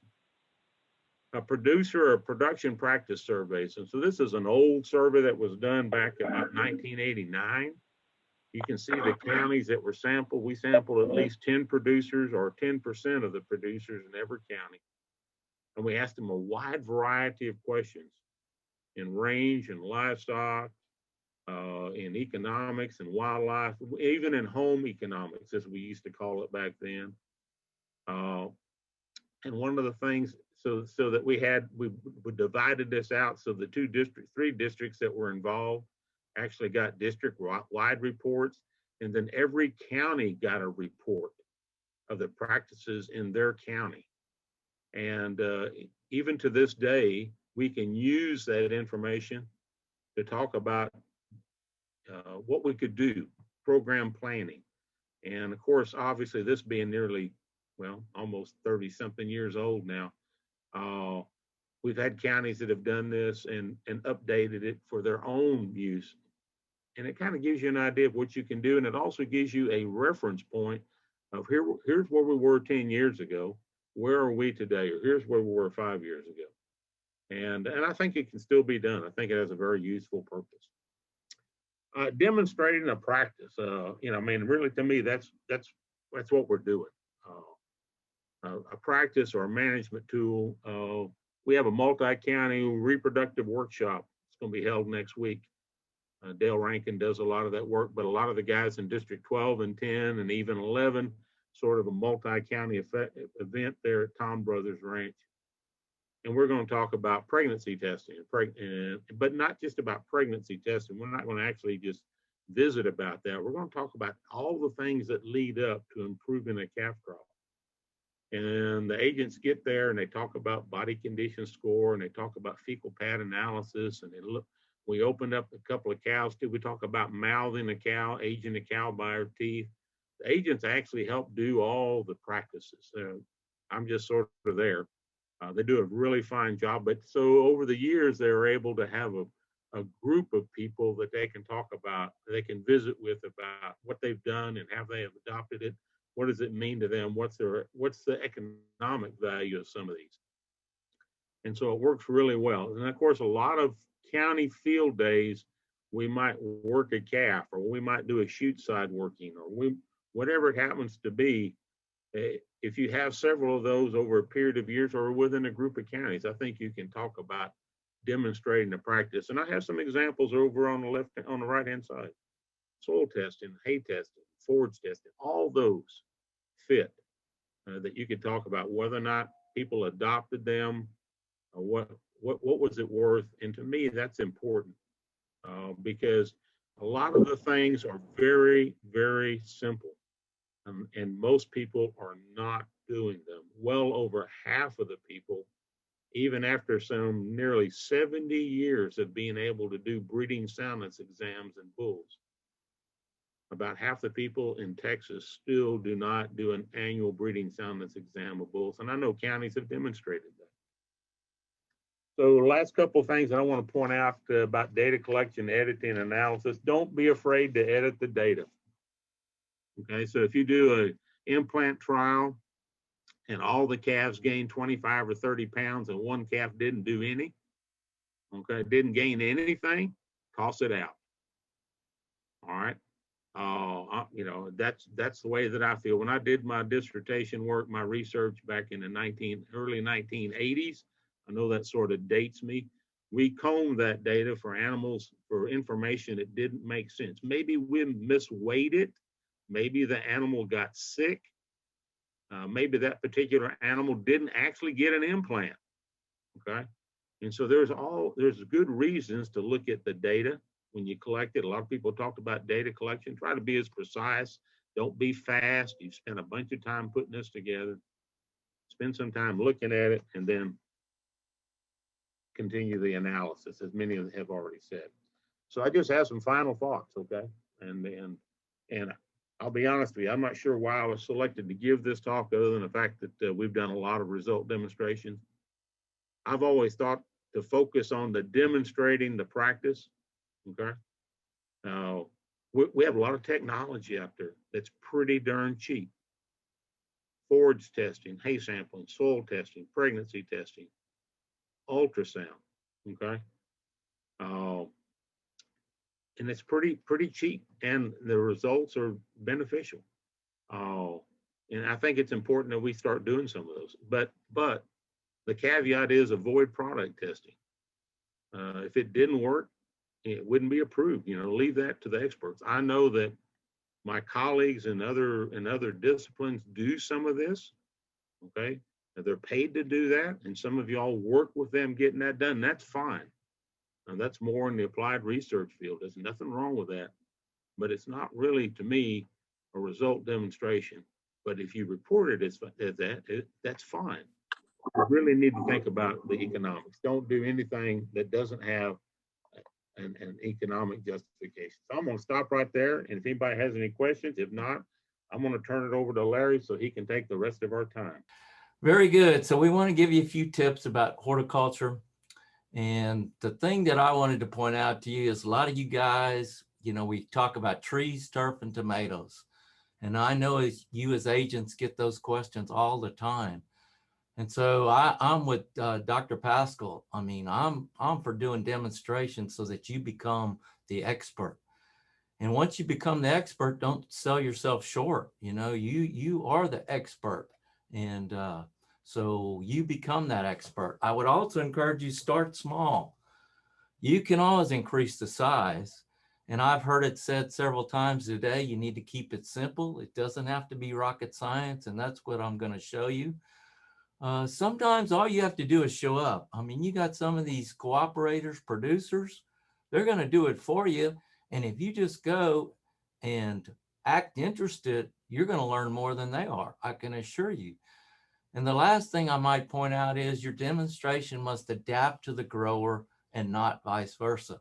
So let me show you a horror story that I got involved in. And this was applied research, and this is rainfall capture.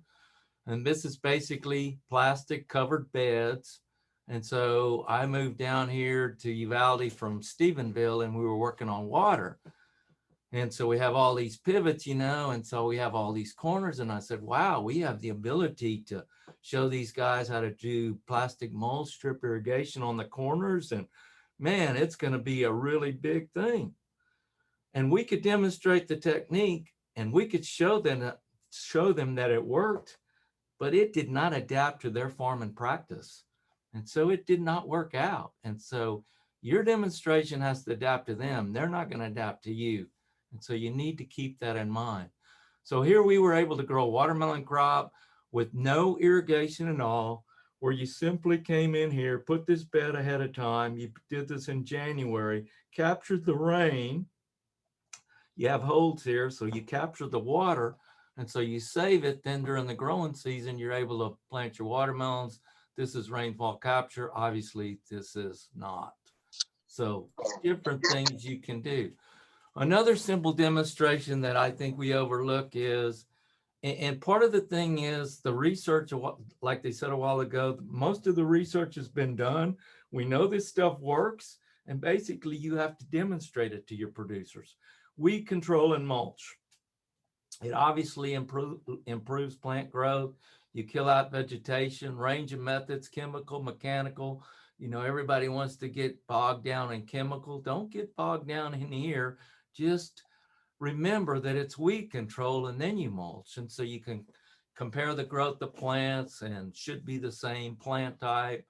So here we're doing a pecan. We've killed out the area here. Then we'll come back in and mulch it. You can compare that in yards. Here's obviously a tree not mulched.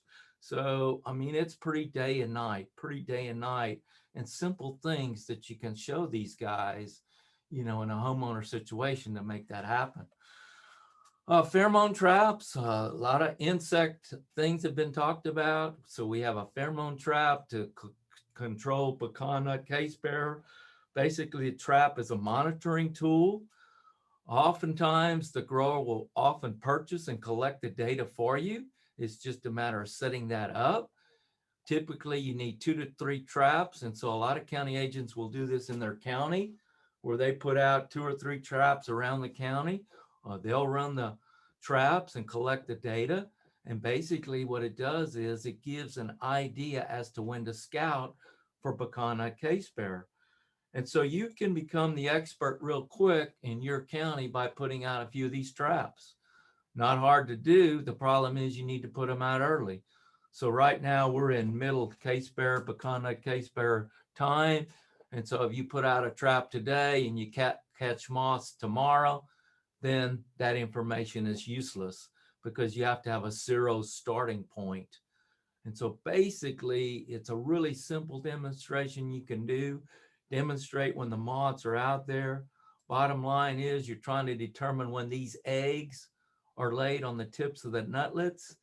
And then you have 2 to 3 days to make a application of insecticide if you're going to spray, because this egg hatches out, it goes down, feeds on the buds, then comes back up and consumes the little nutlet.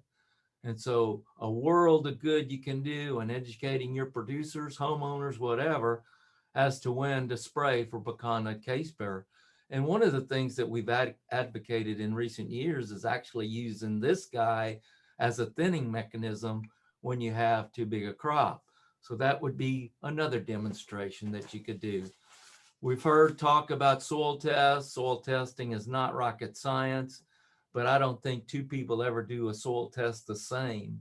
And I really think the results that a lot of people get are because they don't take a sample properly. And I mean, I have a certain way that I take a soil sample. It may be wrong, may be right. I don't really know, but I practice this technique. It's been said we need more repetition, more samples. And so the number of subsoil samples that you take across the field is going to give you better data than if you just take 1 or 2. So we say minimum of 8 to 10, also has to be a uniform field. And there's been talk about web soil survey so that you verify that. So good information. I personally sample from 1 to 6 and 6 to 12, 2 plastic buckets, mix up 2 samples. I got a 1 to 6 sample and a 6 to 12 sample that I send off. And so I think that gives very good information for any type of horticulture crops that you might want to grow. You know, we talk about fertilizing, putting out fertilizer. We know fertilizer improves plant growth. And ideally, we would base fertilizer on a soil test or soil pH. And so this goes along the lines of doing a soil test. But you know, a lot of people don't know where the roots are on plants and they don't know where to put the fertilizer. You know, how often during the summer do you drive along the road and you see a producer with the water hose right at the trunk of the tree? And so they do the same thing with fertility as well. And so you can demonstrate that the roots are at the drip line and out, and that's where we need to be fertilizing these trees. You also have the different fertilizer types. You have nitrogen, very soluble, you lose it. And then you have phosphorus and potassium, which don't move very little, so you have to incorporate. So all simple things that you could do on fertility. One of the big ones that we've worked on quite a bit is correcting iron chlorosis. Iron chlorosis is a result of iron deficiency, not necessarily that the iron's not in the soil, just that the plant can't access it, typically caused by high soil pH from a lot of calcium. Virtually impossible to lower soil pH. You're going to have a lot of producers want to put on sulfur and sulfuric acid. And if your pH is 8.2, you're just wasting your time to think you're going to get it down low enough that you're going to take up iron from the soil. So typically just not available. And so you can compare iron chelate. There's a certain iron chelate that works better than other chelates. You also have iron sulfate. Chelates are not all the same. And this is the one that works, EDDHA. And so a simple demonstration can be comparing this chelate to some of the other chelates as well. The other nice thing in horticulture plants is we have certain rootstocks that can make a big difference. And so if you have a producer that's really into grapes, there is a specific rootstock we use when you have high soil pH, which would be an easy demonstration to do. Peaches, not so much, also pears, there's some. And so iron chlorosis, this is iron chlorosis here, interveinal chlorosis, a really severe case, and it can be corrected. And the best way is with a chelate on the soil. And so you could easily demonstrate how you can use iron chelate to correct iron deficiencies. There's a lot of work that could be done on tomatoes. You know, there's one thing that homeowners typically want to know about, and that's tomatoes. And all tomato varieties are not the same. And I don't think that we need to get bogged down in specific varieties, but the key is determinate versus indeterminate. You know, determinate, they grow and they stop and they make fruit. Indeterminate, they continue to grow. And 9 times out of 10, determinate are far superior to indeterminate plants in a homeowner's backyard.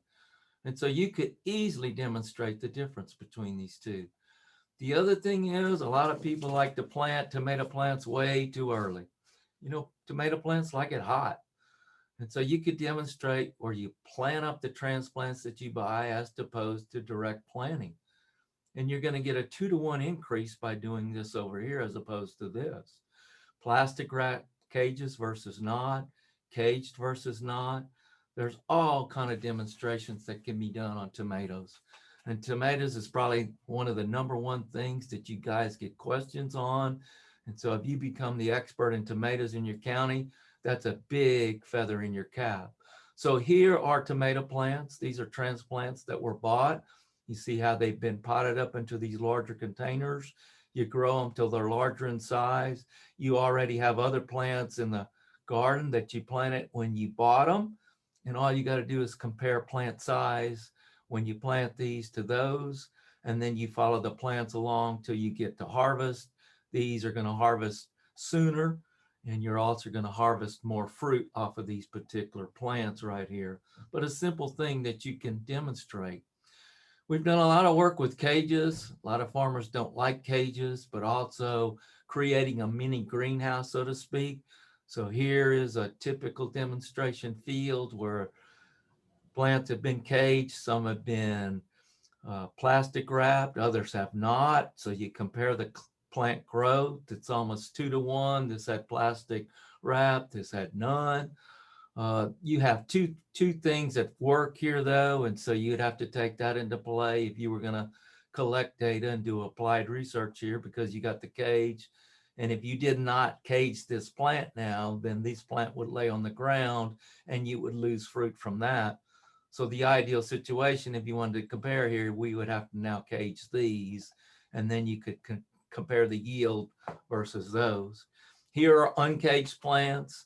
And I can assure you that a caged plant will out yield, these plants out here will out yield these 25 pounds. This will make 25, this will make 10, probably 15-pound increase.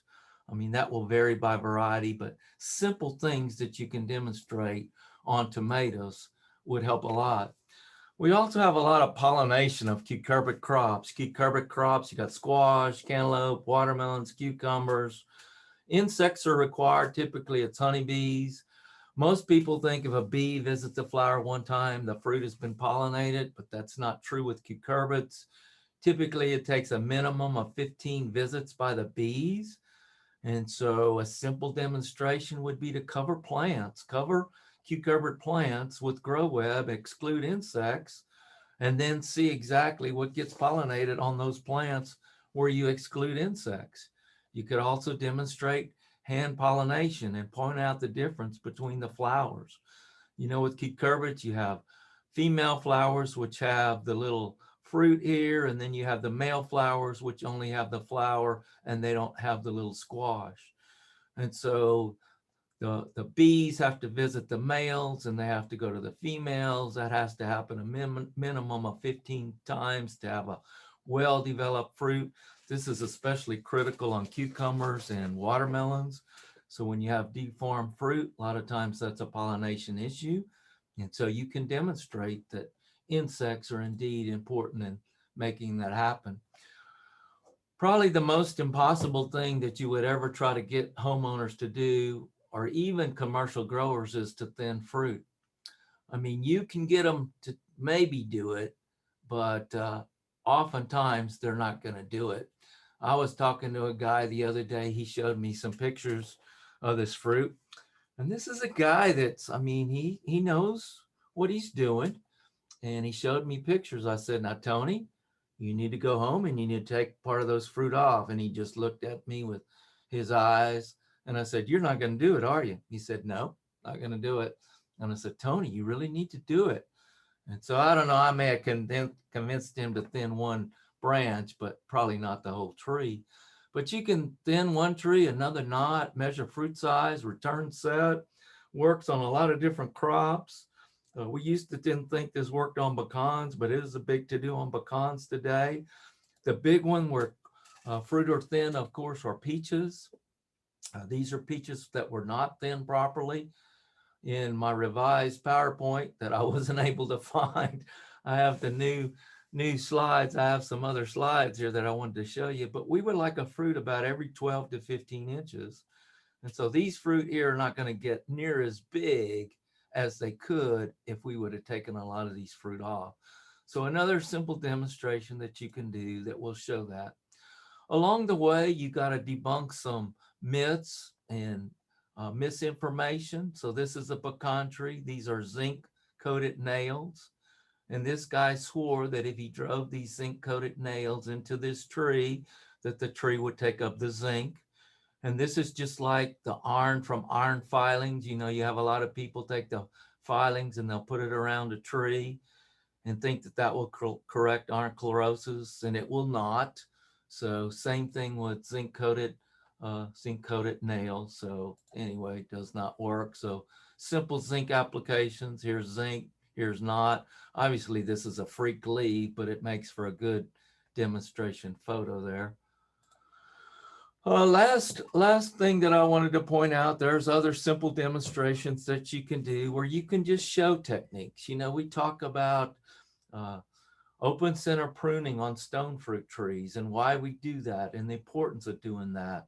And commercially, our guys got to do it because they can't have their labor on ladders. All the fruit has to be picked from the ground.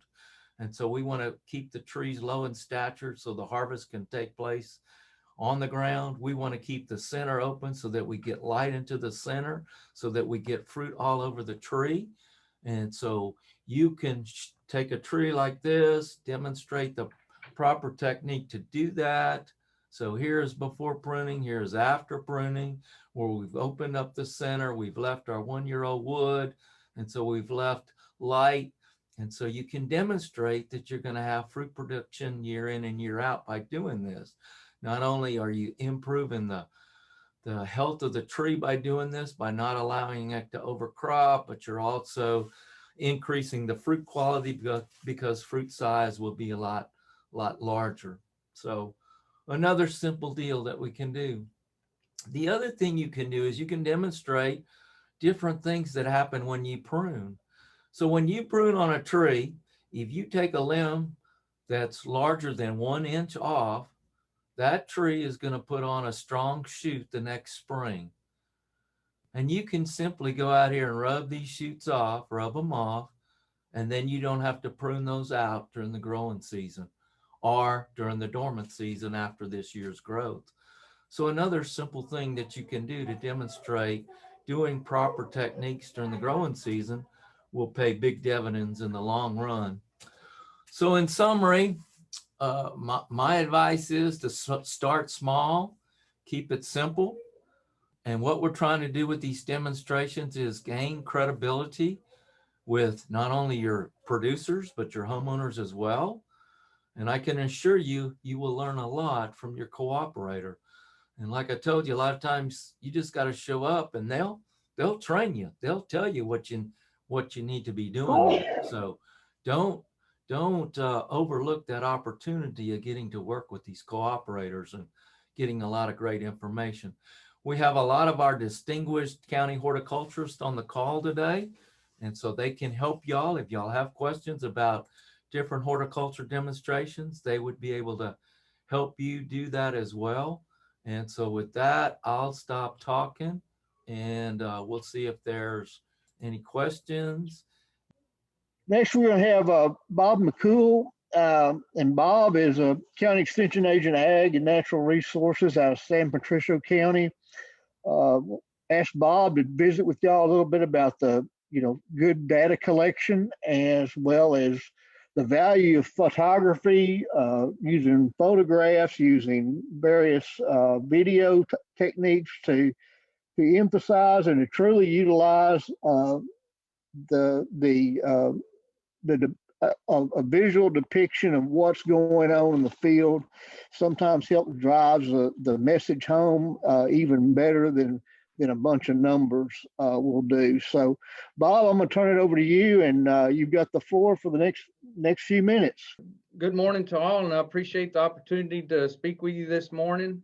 Dr. Shackford a couple of weeks ago asked me to talk a little bit about using imagery, video to help collect data, and also to create maybe some educational pieces within while you're working on your result demonstrations and out in the plots and such. So the old adage, picture worth 1,000 words, kind of be our theme this morning, and just try to, I'm hoping to maybe spur some people to think a little outside of the box, to use images and videos a little more often. I know I am a visual learner.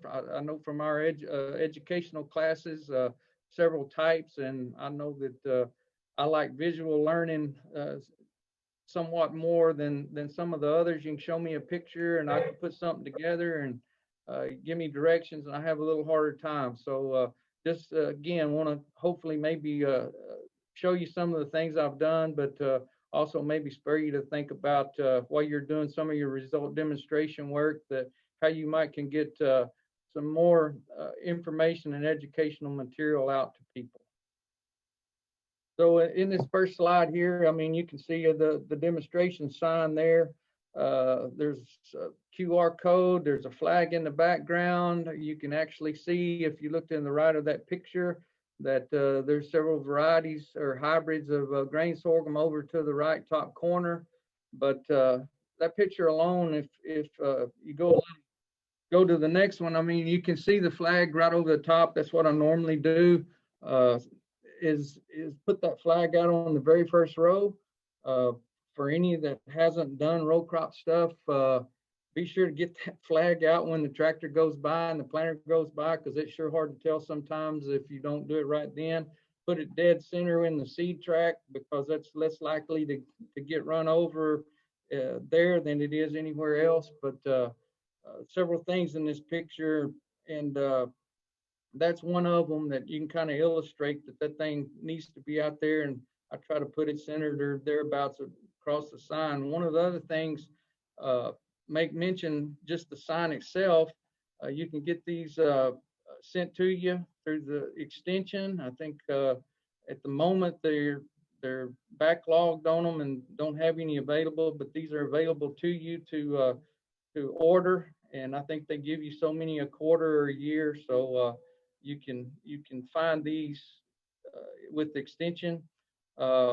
One of the other things I want to make mention is when you're doing these images and stuff, taking pictures, be sure to take multiple pictures, one portrait and one landscape. As you can see here, this was a portrait and it doesn't fit in the frame right, so I had to distort it. So it's just a little, I know I'm talking to the choir with most of this information, but as I've gone through and done some of these things, there's a few tricks, and by no means am I an expert on all this, but you do get some tricks along the way. And taking multiple pictures in different ways helps down the road and being able to put this material together and have it right. So you also saw the QR code. This is another little trick, that image that I have done. I started doing this, I don't know, 5 or 6 years ago. It's just a QR code. I had the crops committee give me some money. I went to Fast Signs, had these stickers made so that I can put them on the edges of the signs. Used to, I think a lot of people would take a mason jar, put the plot maps and such in the mason jar, screw the lid on it, so people would have how the hybrids were situated within the test. Well, this is a little more simple way to do it. And not only can you scan a code, but if some of your people that want to look are a little more challenged technology wise, at least they can probably type the URL into the search bar and get to the county website. But this this QR code goes to my county website so that they can get the field maps directly from right there and walk out there and find out which hybrids are what. Okay, again, thinking about what we do and how we can have an educational piece by pictures or videos or whatever. I'd call this a data collection toolkit for grain and cotton.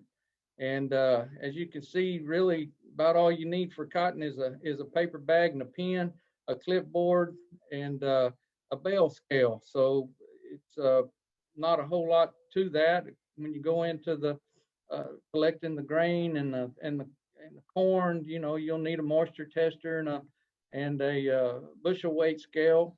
And what also is not included here is a picture of the grain buggy.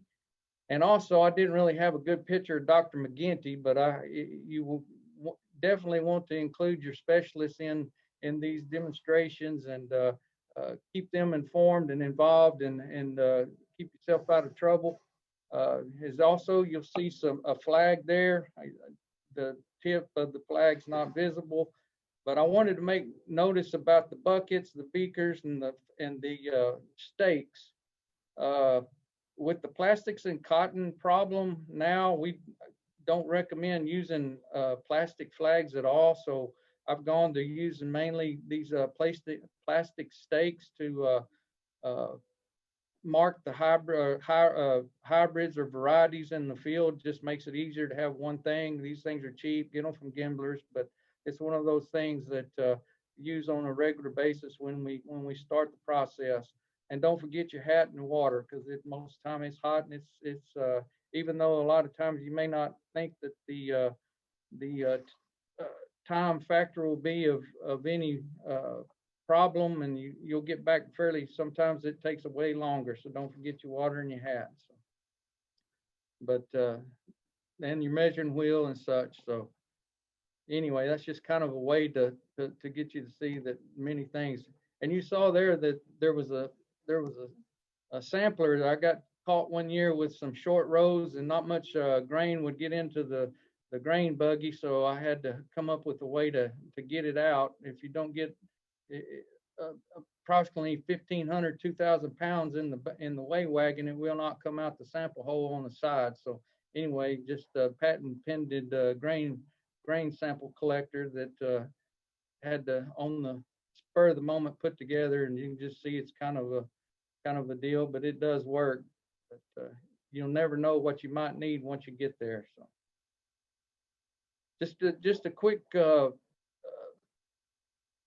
point about these plot maps, and you can see here these are plain Jane 1 to however many reps you have there, or plots, so to say. And I do it this way, and this is just a tidbit of information that might help out at some point in time. Of course, we're row crop mainly, so we're talking about rows and number of rows and length of rows. But anyway, if you go to the next slide, it makes it easier for the guys driving the tractor. I used to try to do some fancy things with these, and they always had to change them. But as you can see from the two different pictures there, one is the grain and one's the cotton, and each one of these tractor drivers have their own little way of putting this information down so that they can put it into their GPS or be able to follow their GPS and make things a lot easier to get planted for them and us. And thus far, it's worked well. These guys are really good at what they do. So if you can just give them a start, they usually have the ability to figure out a way to make it happen. Just a simple picture of one of the interns we had at one point in time, taking the bushel weight on some corn, the weigh wagon in the background. You see on the side up there above her shoulder, there's a little door. That's what I'm talking about. If you don't get enough grain in there, you got to figure out a way to get it out. But anyway, just a quick picture there that helps. And the point I wanted to make with this particular deal, this is what we use, or I use to write the weights down while we're collecting the cotton and weighing the cotton bales, modules in the field. My point that I want to make here is that take a picture of this fairly often, and with any of your other information that you're collecting. The wind blows a lot down here, and you never know. Turn around and it's your paper's going somewhere else. Well, just take pictures on a regular basis, at least after every rep, so that you don't lose that data. Because if you do that, it's hard to. Cotton would not be so hard, but with some of the grain and the corn data, it would be very difficult to reproduce. So this is just a picture, an illustration of sometimes what effort goes into getting the data collected on these result demonstrations or these crop trials. This particular picture was not done at one of our result demonstrations, but I was asked to come help several seed companies to help collect their data on these field trials. And it's just funny, or it's kind of interesting that you know, you have all this equipment, but the information that comes out of these trials is very valuable, and a lot of people want to see it. They use it, and in turn, if you're involved in these result demonstrations or these field trials, you're actually having a hand in the advancement of some of the genetics and stuff, just for the fact that you're the ones that are getting those tests done and the data collected. So it does become a fun exercise for me to do these things, but there again, we can see the amount of effort that goes into these result demonstrations with this picture. But going forward, the data that we collect is very important. So thinking out of the box, and hopefully some of you will, within these demonstrations, not only sometimes are you just looking for yield or whatever you're looking for. In our case, it's usually yield tests that we do, whether it's the corn yield or the sorghum or cotton. It's about how much they make. Well, there's also room sometimes and things that can happen that you can see a way to do another demonstration. Dr. McGinty and I put this one together from the race trial results. We just basically took the data from the research, little research gin. We had a commercial gin that was doing the ginning on the cotton, and then we took samples large enough to send to the Texas Tech microgin. And so we compared the three ginning processes. There's been some talk over time that sometimes our research gins don't have some of the most reliable information, but we were able to show that you know, really all three ginning processes are pretty similar in coming up with the varieties that tend to be at top and the things that we're looking for. So it's just a way to use the demonstration plot to go further and do a little more with what we had. So now change gears just a little bit. There's been several times that I've used the research demonstration plots to do some video work. Just wanted to kind of show you some of this work and maybe talk. And like I said, many of you've already done this. You see the problems, know what happens when you're outside, but anyway, I'm just going to see if I can get this to play a minute. But to begin with, you'll hear the wind, and down here, that's one of the issues that I've had a lot of trouble with is wind problems and being able to get around that when making the videos. But I'm just going to kind of go through this pretty fast and just kind of show you what kind of happened.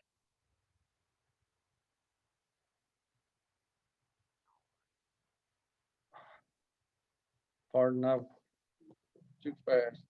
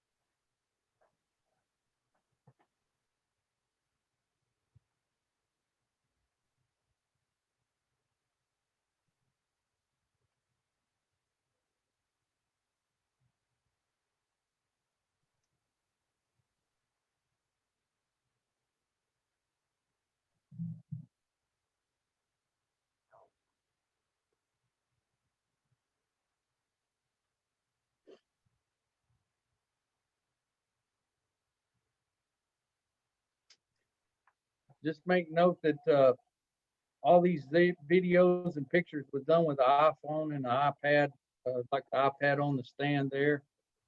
So you can get some pretty good material with just your phone and your iPad. So I'm just kind of scrolling through here to kind of show you what's there and how it was put together. So there again,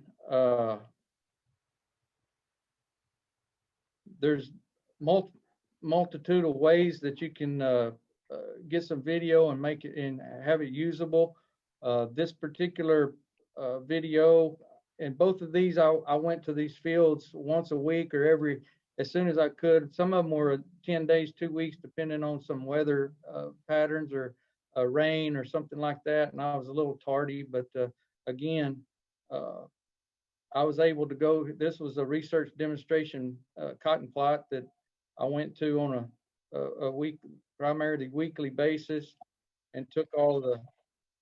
You can hear the wind and stuff causes issues that.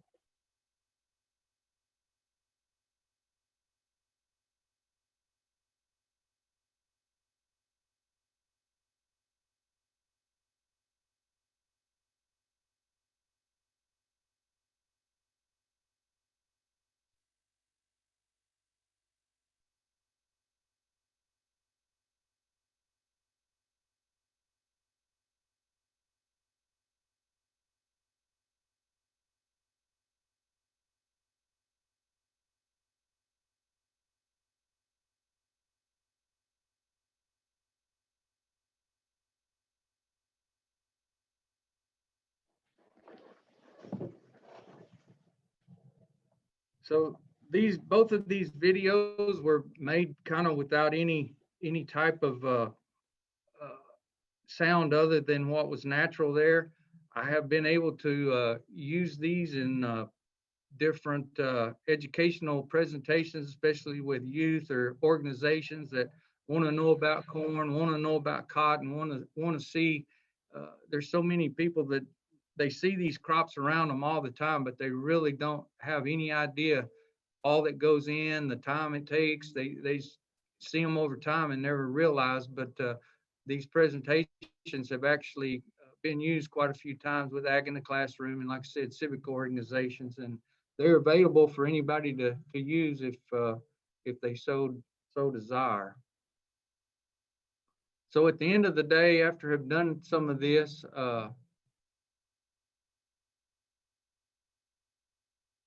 Dr. Hale and his group took what had been done in the videos, and they were able to actually put out a piece for the Path to the Plate. So Dr. Shackford asked to just go ahead and play this whole deal. So it's about a little over 3 minutes. So I'll go ahead and turn it on and hopefully you can hear it. And as you'll see, it takes about 7 to 8 days for germination to take place on ideal conditions. And as it starts to emerge, you can see the fresh cotyledon with the seed coat still attached. This seed coat and the color that is there is predominantly in treatments that come with the seed. Those are basically fungicides and insecticides that will help protect that tiny plant for about 30 days. Okay, this seed coat that you see here in these pictures will stay with that plant for about 1 day, and then it'll eventually dry up and break off, and that's what you also see laying at the bottom of the cotyledon. And then in about 45 days after emergence, we have what we call the first square. And then about 60 to 65 days after emergence is when we have our first flowers. Okay, as we progress through this cotton crop, there's certain things that you will see appear that almost look like a little small green egg, and that is what we call a boll. And that boll forms for about 55 days from flowering until when that boll will actually open. And as we progress on through we will eventually see what the bolls, when they get dry and pop, how they will appear, and the cotton fibers will be easily seen. And ready to pop, we've gone through another 65 days of cotton life. As you see here is a cotton picker, and the cotton picker goes and it pulls the fibers from the bolls and puts it back in there, and the module that it'll put it in is like a big round bale. Those round bales weigh approximately 4,000 pounds when they're finished. They're wrapped in a plastic wrap, and so the module truck can come get it. As you see, as with this these bales moving, the module truck has a conveyor, a live conveyor floor that actually pulls the modules inside the truck to be hauled to the gin. And the quick glimpse of all the modules that are on the yard, we now see a module being put on the conveyor to go into the gin, and as it gets on the conveyor, the bale will be torn up and put into smaller pieces so that it can progress to the gin stands. Okay, as the cotton is torn up and moved into the gin stands, as you see here, the cotton is moved through these gin stands, and the lint and the seed are separated. The seed falls one place, the trash goes another, and the fiber goes toward the press. As we begin to look at the press process, the cotton that is the fiber is then moved to what is called the press, and it presses approximately 500 pounds of cotton into a bale. And as we can see, the straps that are being applied to this the bale, and then as it is released, it goes taut against the straps. It's moved over and then gone up. It goes up another conveyor to where it is sacked, and in the sacking process, it's moved through that out into the warehouse, and then 4 bales will be stacked together in order to be placed on a truck.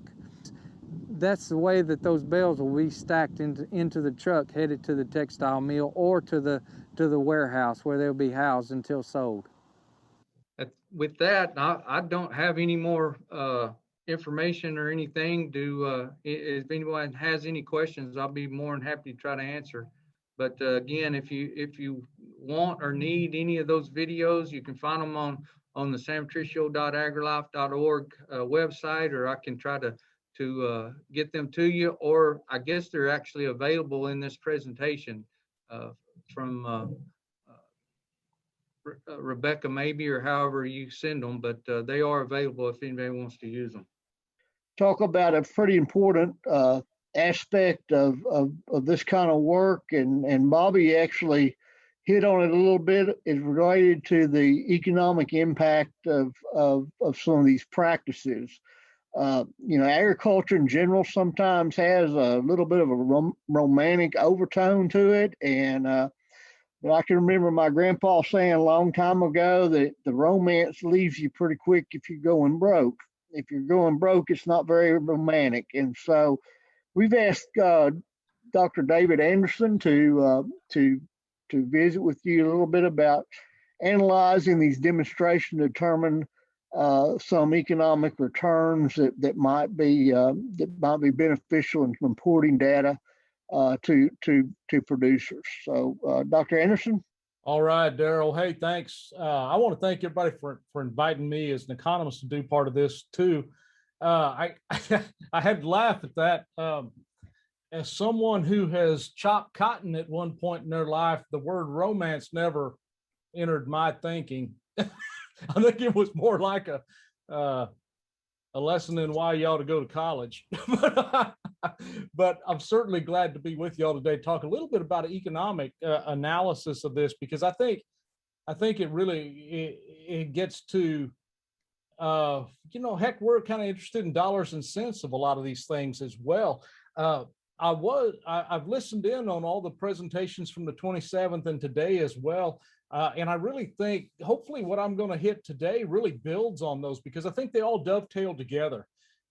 What we want to look at as economists and what we want to get to at dollars and cents builds on everything else that's all the way from the design, the demonstration, the different trials, the works of whether it's livestock or crops or horticultural crops or whatever. I think this all fits together pretty well.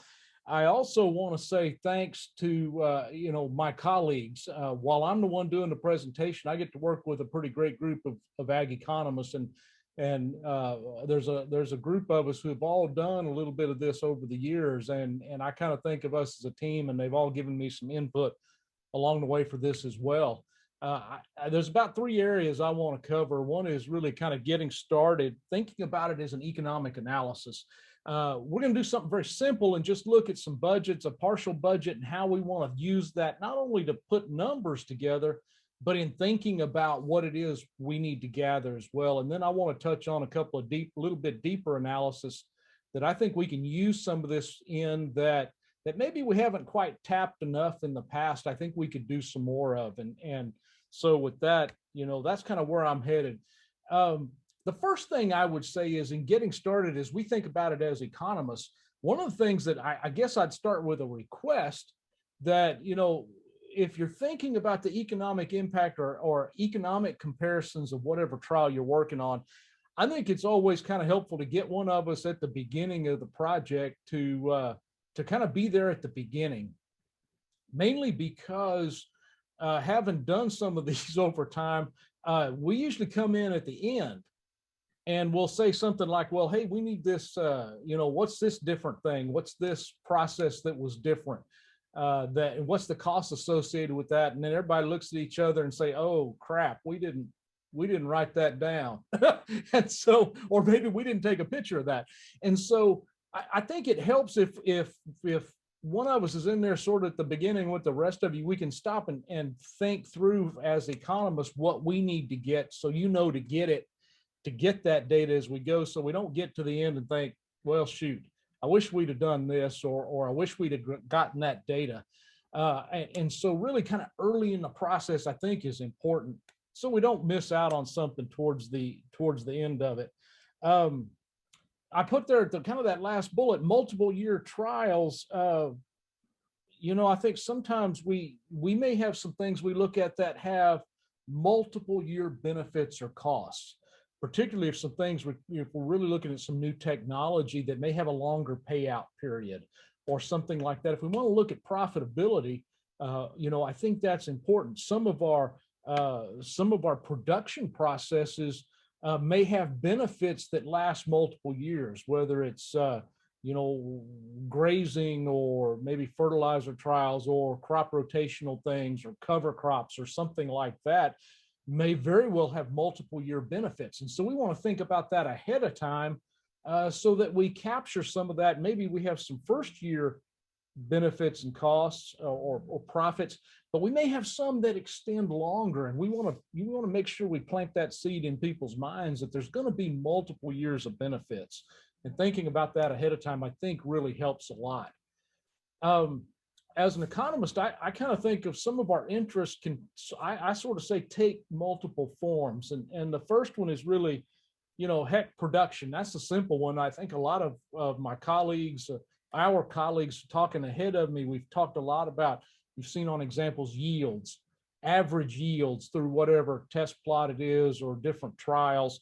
We're really interested in those average yield differences. As economists, we're interested in that variability too, because as we get into some deeper analysis, certainly the variability gives us some statistical differences, but it also lets us do some other stuff later on. And so not just average yields, but yield variability, I think, is important as well. While we talk about yields a lot, we're also, as economists, a lot of times interested in quality. Because with some of our crops, a lot of them have premiums and discounts. Can we see some quality differences? Can we measure quality differences? If we're doing something with testing, we might very well be testing a quality difference that brings value. One of the things that was on my mind a couple of years ago, again, a drought program, quite honestly, as we were really interested in looking at different hay qualities. If we're testing bales or whatever, that where we identify that quality, I think we can track a value to quality, and a value to that quality that leads us to targeting that hay quality to the nutritional needs of the animals that it's going to. So instead of just putting every hay bale out there or whatever, without thinking about the nutritional needs of the animals, we may actually be money ahead by targeting the quality of the hay to the nutritional needs of the animals and fine tune some dollars and cents. And I think that's an example that was sort of on my mind at one time a few years ago, a couple of years ago, that's on my mind again, that if we know what those qualities are, we can actually target that. And I think we end up ahead. There's a value to testing. There's also a cost to testing. And so that benefit cost analysis, I think, is kind of an untapped area, particularly in some of our soil testing, hay quality testing, things like that. We're also interested in costs, your variable, cash costs, capital costs, the cost of running another trip down the field if we're doing some things that look at alternatives or trade-offs, and there's also costs, that are multi-year that may also have benefits multi-year. And as I was making some notes getting ready for this morning, I think there's a couple of things that are really of interest that we may be looking at doing some more in. And I think certainly some of our colleagues are already working in that have multiple year costs and benefits that deal with, production systems. But a couple of things that popped into my mind are some of the stuff about carbon and carbon sequestration in the soil are really multi-year kinds of programs. Cover crops, regenerative ag, if we use that kind of term, really are multi-year changes. And so I think we might want to think about not just that 1 year, but how stuff stretch out over a bunch of years within a crop rotation. And some, we might get some changes in next year's, the following crops, yields or costs that are related to what we did last year. I think if we can capture some of those and think about it ahead of time, I think there's some great opportunities to do even more kind of economic analysis of what we're doing in, whether it's result demonstrations, applied research. I think our basic tool as economists, as we think about doing this, is really what we call a partial budget. We're going to line up these alternatives, and we're going to go right down through some costs and returns and get to a bottom line difference. And whether we talk about just a change in profitability, a benefit cost ratio, however we want to do that, it kind of starts here. Beyond just a spreadsheet or a piece of paper to write these things down, we can line up these alternatives next to each other. I think ahead of time, it's also a good way to start to think about our data. What do we need, and are we forgetting something?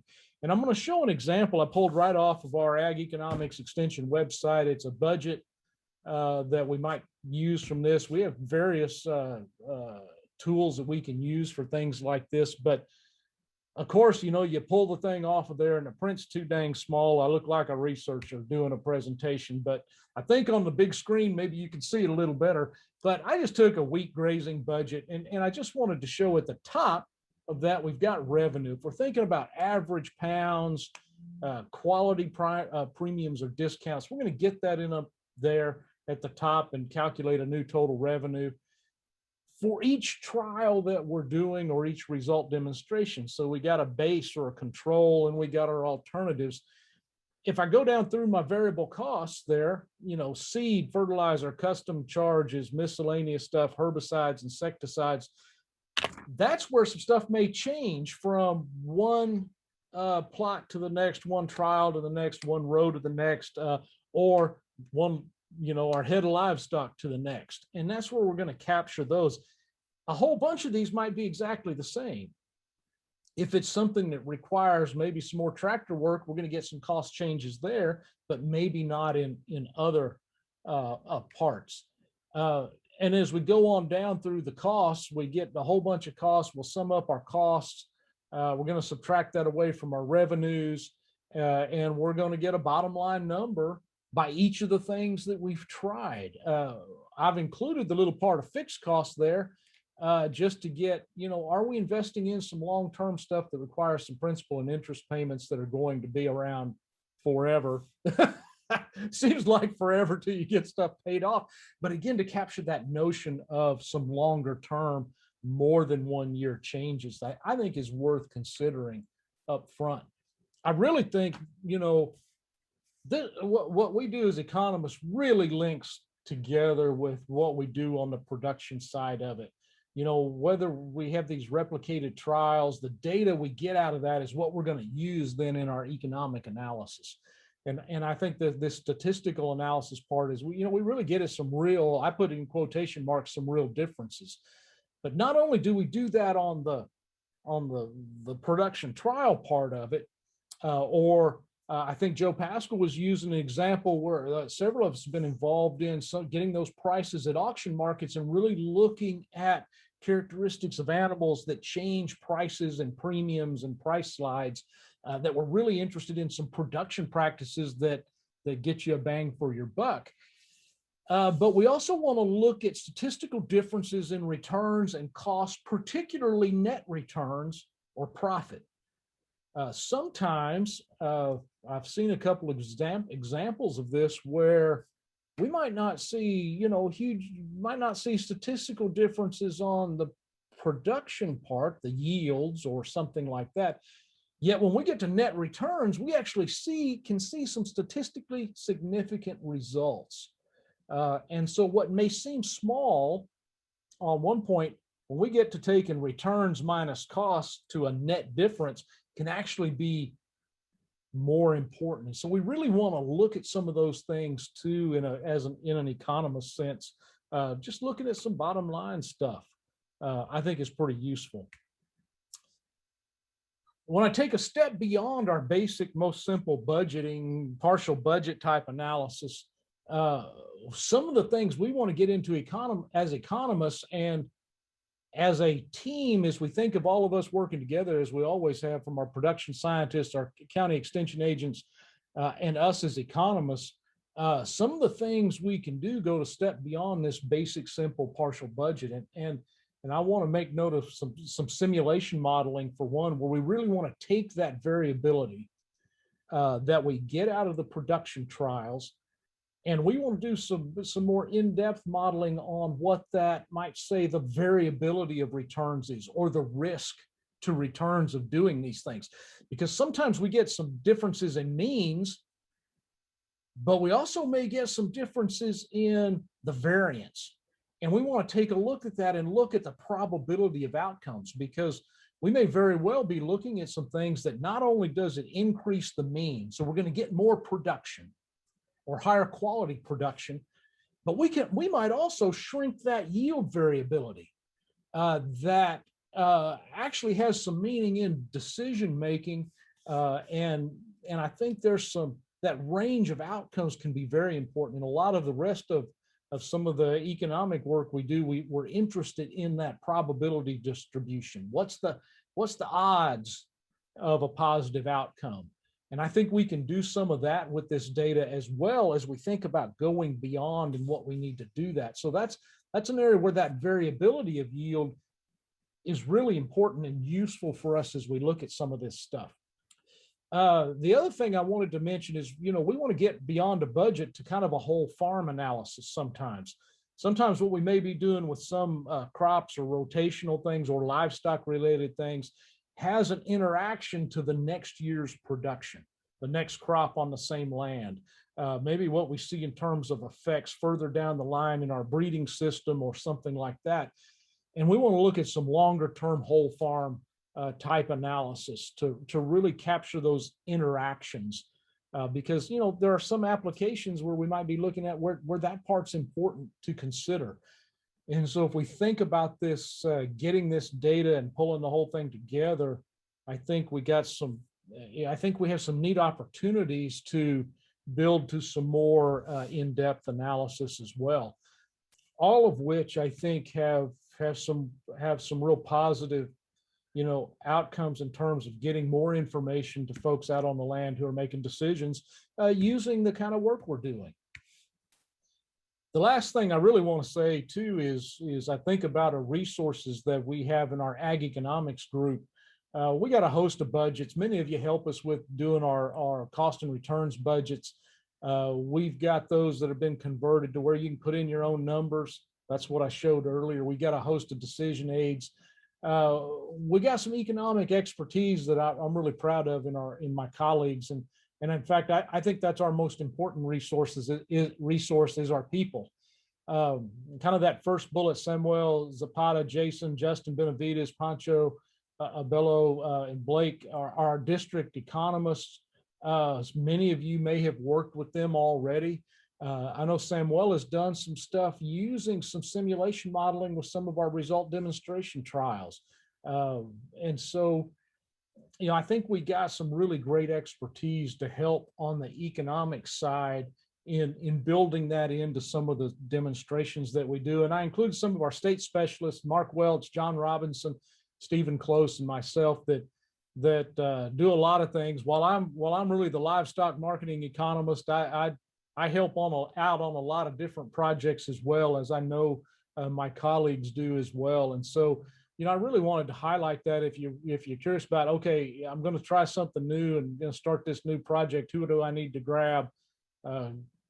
This is a pretty good starting point on the list, and we all tend to work together and help each other as well. And I really want to highlight that I think my colleagues are our best resource in this, and we're here to help you guys as be resources to you all as we do this really applied research on the ground. And so I didn't want to do this without a plug to my colleagues as well. And with that, heck, I'm just going to say a big thank you for Darrell. Thank you for putting me on the program and including me in this. I really do appreciate it, because I do think, you know, in some ways, the economic part of it is kind of some unplowed ground that I think we can make a lot more kind of inroads in some of this work that would, I think, have a positive impact for all of us. And with that, I talk pretty fast, so what the heck. Y'all got any questions for me?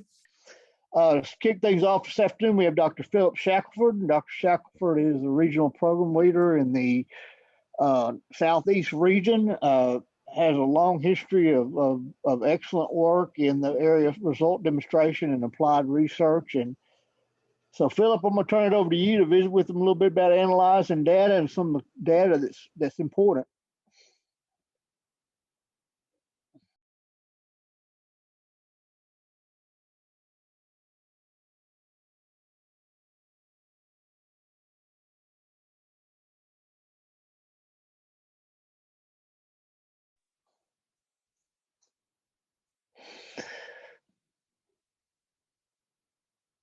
Philip, you may need to unmute.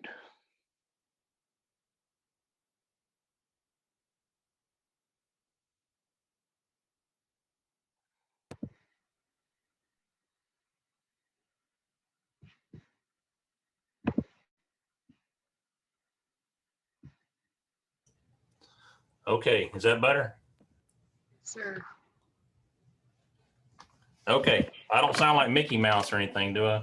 No, not like earlier in the other Okay, meeting. good. So, well, again, I had a really good opening statement too, so I apologize that y'all missed that, but no, it's good to be here with you, sharing information about result demonstrations. I know I reflect back on my time as a county extension agent, and I really enjoyed that, putting together result demonstrations. I enjoyed working with cooperators. I enjoyed working with the chemical company reps and seed company reps, and you really got a chance to build a good rapport with all those people. And so result demonstrations kind of have a special place in my heart, just from the fact that that was a way that I was able to build a program. And so I want you to go into this thinking about that, how you can build your program, how you can make it better by making good result demonstrations. And that starts with finding all those things that were mentioned previously, finding the good cooperators, finding the people that can help you along. But what I've been asked to talk about with you today is analysis of data. Now, I know that makes a lot of people cringe whenever they talk about that, because they harken back to maybe a bad experience they had in Algebra 1 or in geometry or something like that. But we're not going to dive off into analysis of variance or performing t-tests here today.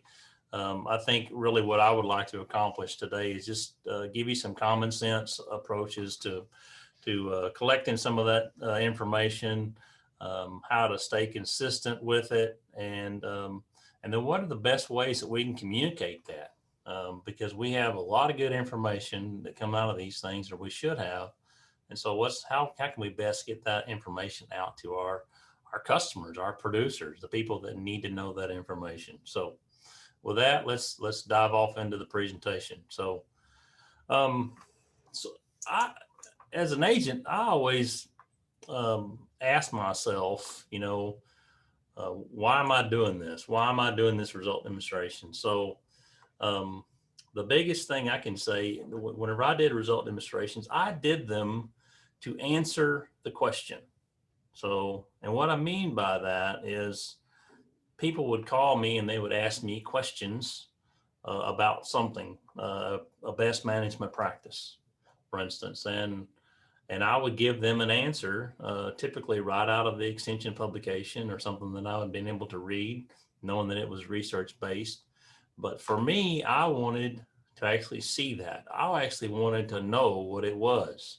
And so, and there could have been some variations of that report. So it could have had a statement in there that says it may be different when your pH level is this, or it may be different if this. And so I wanted to know for myself what the answer to that question was. And so with that, that's how I formulated the idea of what can I do for a demonstration to figure out that answer. So the answer was already there, but I wanted to see how it worked in my county.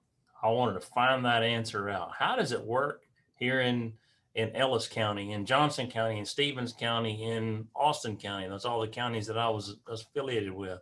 How does it work in each one of those counties? So that was the underlying premise behind why I did demonstrations, because I wanted to know the answer and I wanted to know how it worked in my county.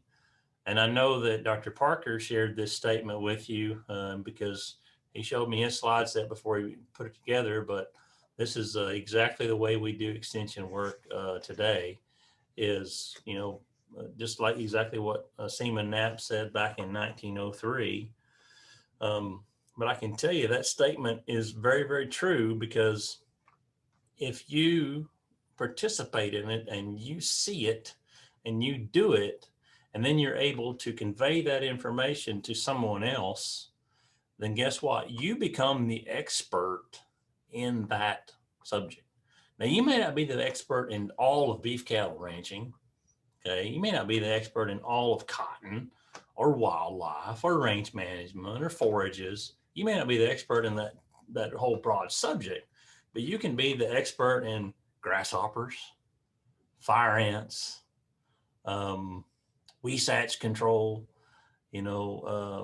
worming on cattle. So whatever it is, I mean, you could be the expert, and the people that have been in that industry in your county and doing that for 50 plus years, all of a sudden they're calling you because they heard you had the answer to that. And then you become the expert and a trusted source. So result demonstrations build that credibility in a county.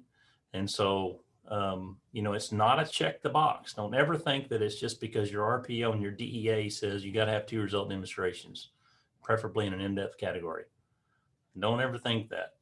This has helped you build your credibility in your county. So when it comes to designing, and I know you've heard this before too, when it comes to designing that result demonstrations, you're going to try to answer that question. And so a good rapport with the specialist is going to be imperative. Consult with that specialist to help come up with the protocol and the design of what that needs to look like. In my own head, I can come up with maybe a few thoughts or ideas, but our specialists, that's what these folks are for. They deal in that scientific realm all the time. And so they're able to convey things down to our producer level, but they also have a very scientific mind. And so they have worked with these protocols and they work with these designs. So whenever we're talking about coming up with the idea, let them work with you on designing a proper protocol. So, and, you know, and we talk about gathering that information, part of the protocol is going to be, you know, this is what needs to be collected. And this is how often it needs to be collected.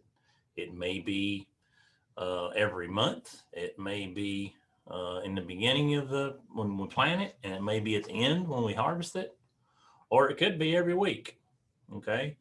Or it could be every day for 5 days. I mean, I've done demonstrations all those ways, but I'll let that specialist tell me what the best protocol was going to be to gather the information that was going to be needed. So, but they're going to have a better handle on that. And then at the end of that data collection time frame, we're going to gather in all that information that we've got.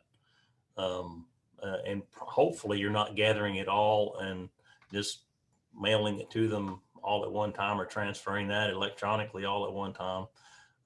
Maybe you've kind of built up a system where you send them information on a regular basis. That's probably more ideal, but send them that information. And instead of me running through, you know, ANOVA calculators and t-tests and things like that with you, I let them run those numbers for you. And then from that, you can determine a little bit about what's important, what the findings actually said about answering the question of how it works in my county. So what kind of data is important? You know, think about your audience. Who are you going to be presenting this to? So we have that standardized format that Mr. Batchelor is going to talk about to you after I get through talking with our result demonstration report. But also think a little bit deeper than that. How can I convey this information in a form that was going to be usable and readable and interesting to a reader, a passerby, a casual observer? So what's the audience going to be? Is it going to be a fellow researchers in a very technical presentation where they give you 15 minutes to present and they give you a 5-minute warning and a 2-minute warning and then they cut you off after 15 minutes? That's going to be a little bit different. But if it's the average, you know, cow-calf guy, when you're talking about result demonstrations in beef cattle, think about that guy with how you convey the information. So what kind of information does that person need specifically? And is it going to be yield data? Is it going to be dollars and cents? You know, which one's going to work the best? Which practice works the best? Which chemical works the best? So what kind of information does that guy need? And in what format do they need it in? Again, we have our standardized format that we utilize in extension, and that's really good because it follows it. It's very implicit, and it talks about that scientific process of reporting your findings. But we can report our results in a whole lot of different ways. We don't have to just follow that format, especially if we want that information to get out. And again, result demonstration should not be a check the box kind of thing. I got to do this to make my RPO happy. I got to do this to make my DEA happy. Don't think of it in that regard. Think of it as you are answering the question and you are conveying useful, timely, research-based information to the people in your county. So collecting the data, the biggest obstacle in life, the biggest obstacle In parenting, the biggest obstacle in our professional careers, the biggest obstacle that we have to overcome in agriculture is time. So we oftentimes, as county agents, RPLs, DEA specialists, we all do it because we're human. We don't set aside enough time to make to do the job right. So make time. Once you commit to that project, make sure that you're following the protocol that was laid out for you, and that you're gathering that information when you need it in a timely fashion, submitting it when it's needed to be submitted, but making sure that you're doing it consistently, but making the time to do it. Write it on your calendar, put it on your phone. People, we have the extension calendars, we've got personal calendars, we have phones on, we have phones on our calendar. We have calendars on our phone. So put it on that, remind yourself that it's got to be done. And then go collect that information when needed. And the next point on there is make clear whose responsibility that is. It may be yours, but it may be you have a cooperator that's really interested in wanting to do that. So I have worked with cooperators in the past where I had multiple sites that I was checking on, and that cooperator was retired, and he every now and then he'd just ride along with me and help check traps with me. And so we'd eat lunch, and and we'd converse with one another. And now that guy he turned out to be one of the best friends I've had in my whole entire life. But that guy wanted to learn, and he wanted to see what I was actually observing, what I was doing. And so, but it was clear to him that it was my responsibility to come to him every time. So, but there's other instances where we can have that cooperator be the point person to go do it. Sometimes the specialists will want to do it themselves, but make sure that we know whose responsibility that is. I think I've seen Dr. Travis Miller mad at me twice in my life. Once was whenever I failed to connect with a cooperator, and he harvested a wheat plot when I was an assistant agent in Ellis County. The next was here on campus. I won't talk about that one, but anyway, but I didn't communicate that well enough with that cooperator, and all that data was lost. So we didn't get to harvest that plot. So make sure that we know we're in good communication, and make sure everybody knows exactly what their responsibilities are. And then come up with some sort of a method, some format that you can collect that information, where you can record the date, the location of where this information got taken, maybe a plot number, or some sort of characteristic about whatever it is that you're collecting information on, and put that down in some format. I know Bob showed you the format that he used to collect his cotton data before lunch. And so that was a good one. And Bob came up with that on his own. But whatever format you use, come up with something. And so here's an example of one that came right out of our result demonstration training that we used to do. But it just talks about, has the date here, has the location of where that would be, the plot number, and then I guess we're counting fire ants. So this is ants per chip and mounds per plot. So, and we have 3 different plots there listed. But I always found, ever since I started my extension career, that a little notepad, and that's what I'm holding in my hand there on the right hand side, a notepad I carry around in my front pocket, and that's what I would write down a whole lot of my result demonstration data on. And they're good for other things too. I mean, oftentimes I would write down people's names because I would forget them. So I'd put them on that little notepad, or contacts that I made. But they were always really good to carry around in my pocket. So when I was out in the field, as long as I didn't bend over too much and it came out of my pocket, and that's happened too. But as long as it stayed in my pocket, it was good. But record that information in whatever method that you can, come up with your own system or use one of those little notepads right there. Like Extension gives those away for nothing. So and they're good promotional tools, and they're also good for collecting data and information. So when we talk about communicating the results, I alluded to this a little bit earlier, but put that in a form that's easy to understand.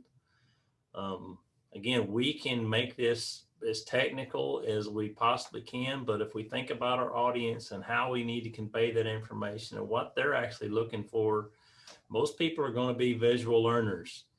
And so if they can see something that's colorful and has some shape to it, and then they can start kind of connecting the dots and kind of reading a few things, then it makes more sense to them. We hand them, a document and say, here, read this, and it's, real technical. That may not be appealing to them.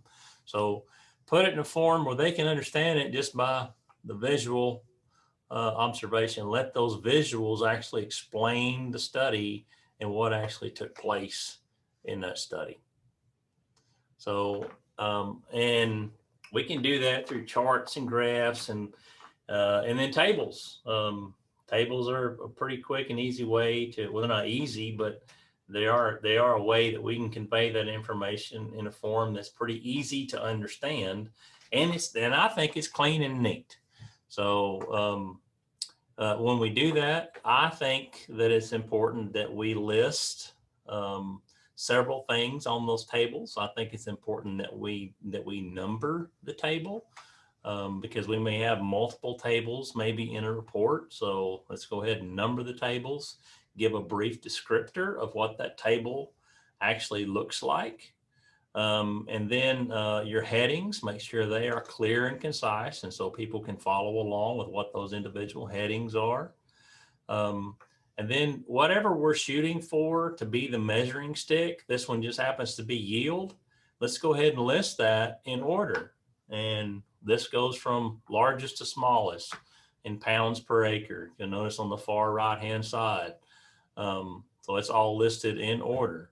So, and then if any other descriptors, this one has mean and critical value and least significant difference. And then it also talks about moisture. So most folks will shy away from the bottom portion of it, and they'll gravitate right over from the variety all the way to the yield.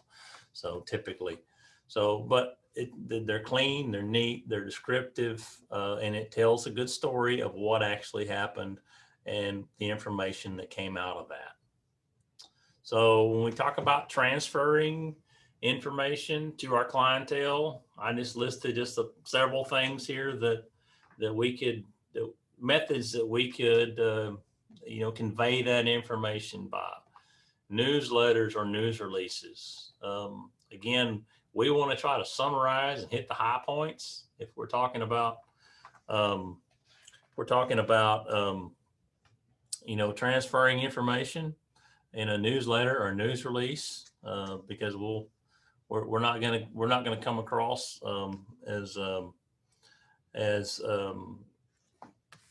well, you'll come across as credible, but you may be hard to understand if you put too much technical jargon in a news release or a newsletter. So just hit the high points. County websites. I think everybody's kind of got a lesson on county websites and how important those are, since we had the COVID lockdown and everybody had a little opportunity to work on their county website. So those are good places to put those reports and those findings that you have.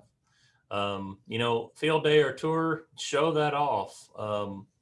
Design a field day maybe around a demonstration or demonstrations that you have. A lot of you guys still have crop tours or beef tours or, some sort of ag tour in your county. Those, have become annual events, but throw those demonstrations in those tours. Sometimes that's easier said than done, especially when it comes to things that aren't row crop related activities. But if you can figure out a way to incorporate some of those things that may be maybe beef cattle related, hort related, some of those sort of things, and throw them into some sort of a tour. People really like seeing that, and again, most people are going to be the visual type of a learner. If they can see it, and then they'll say, oh, that's what that is. Or that I've read about that, and that's what it looks like. I did have a field day when I was an agent, and it was, we planted a little plot of winter forages, and they were all different types of legumes and some winter grasses and some medics. And we had them in little randomized blocks, and I had them all labeled, and that was one of our little tour stops on our tour. And an elderly gentleman that had been in the the cattle business for, gosh, I guess all of his life, and he was well up into his 80s at the time. He came to me afterwards and he said, I've read about all those different types of legumes, but I never knew what they looked like in our county. So, and we actually had that observational tool that he could actually go and look at. So, and I'll come back to the other one, but I mean, demonstration handbooks, we don't require those anymore. Perhaps it'd be a good idea to bring those back, but there's not that requirement right now. But those are always a good tool to educate producers with, and we could have those as a matter of record of what we did on an annual basis, as far as answering those questions in our own county. And then county presentations. Again, I said, once you know the answer, you become that expert, and then present that information in your county. You become that educator. You become that specialist on that subject in your county. And then sometimes you're going to be asked to be a presenter in a neighboring county. And so there's always kind of a semblance of pride that comes along with being able to do that whenever you are considered that expert and you can go to that other county and present information. Somebody told me once that the definition of an expert was a drip under pressure, or it was a person 50 miles away from their hometown. So, but you can be that expert in your own hometown by doing a good job with these result demonstrations. Perhaps a little bit more technical is doing posters. I'm a big proponent of posters because these can serve a whole lot of different purposes. We can write them up in this technical format. As you see here, it's not too technical, but it is a little bit wordy. But if we stop and actually read, there's a lot of concise information in here. Some photographs, some charts, some graphs, what we're actually trying to accomplish. And I would make these posters just using PowerPoint and just change the parameters on my PowerPoint slide and get these things printed. And these would hang on the wall in the extension office. And so when people would come in, I would have the wall lined with posters of demonstrations that I had done. So that served another purpose too, because that poster was also entered in the TCAAA poster contest, which in turn was entered in the National County Agent Association poster contest. And you can have the opportunity to win a few awards by doing that, just by doing your job and taking it that one step further, and being able to display that information in a different format than you may have thought previous. But all the information that came out of that result demonstration write-up is on this poster. Same thing with this one as well. So this one just happened to be the grasshopper demonstration that I did with Dr. Roy Parker. So, but again, tells the story, tells how we did it, and then some conclusions. So now, if we're talking about using some proprietary type products, maybe in a more applied research type setting, so you're working with specialists and we just have some numbered or products, then we need to be pretty careful about promoting one thing over the other with something like that. So just be aware of that and make sure that whoever the specialist is you're working with that is designing that it's okay to actually release that data. So just be aware of that. But anything else, named products, That's perfectly okay to do. So infographics, for whatever reason, I could not find an infographic that had a result demonstration in it, but I think it'd be a great tool. This just happens to be one of an in-depth summary that one of my agents did in Oasis County. And, infographics, pretty good way to share data and really tells a good story without being too wordy and too technical. So, and last but not least, here is our, this is our kind of our outline of our official result demonstration format, the way that we would report it. And I think it's pretty good lead in to what Mr. Bachelor is going to talk about after me. He's going to talk about how to format that and type of information goes where and how it needs to be worded. So, and this was me working in a vineyard, cowboy viticulturalist. So back in the day, so at the Napa of Texas, Austin County. So, but these are all the different headings that you would have in that report format, kind of the methodology that you would follow. So with that, any questions? Okay, we're gonna go ahead and move along in the interest of time.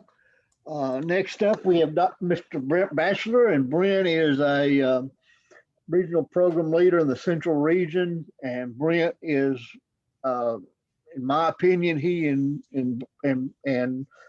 Shackelford are two of the best that I've ever seen in terms of doing and utilizing result demonstrations and applied research in an educational program. And so I'm really glad that we got both of these guys on the program today.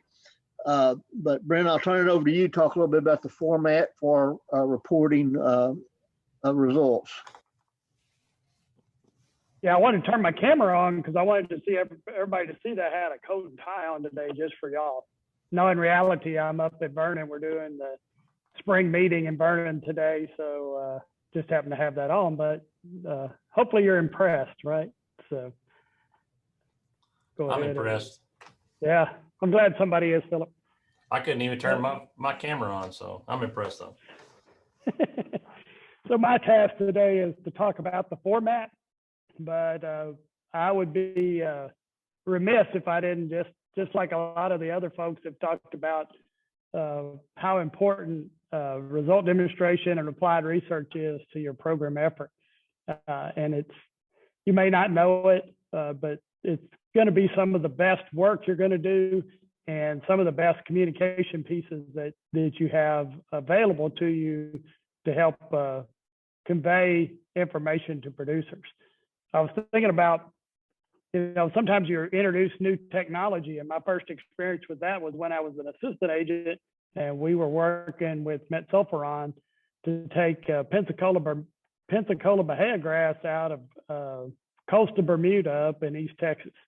And that was like, to those folks, when we had that field day, they'd been fighting, the Bahia for a long time in their hay meadows.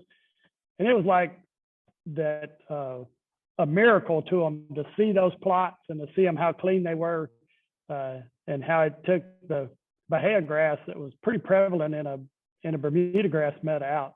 And so I was kind of hooked right from the beginning.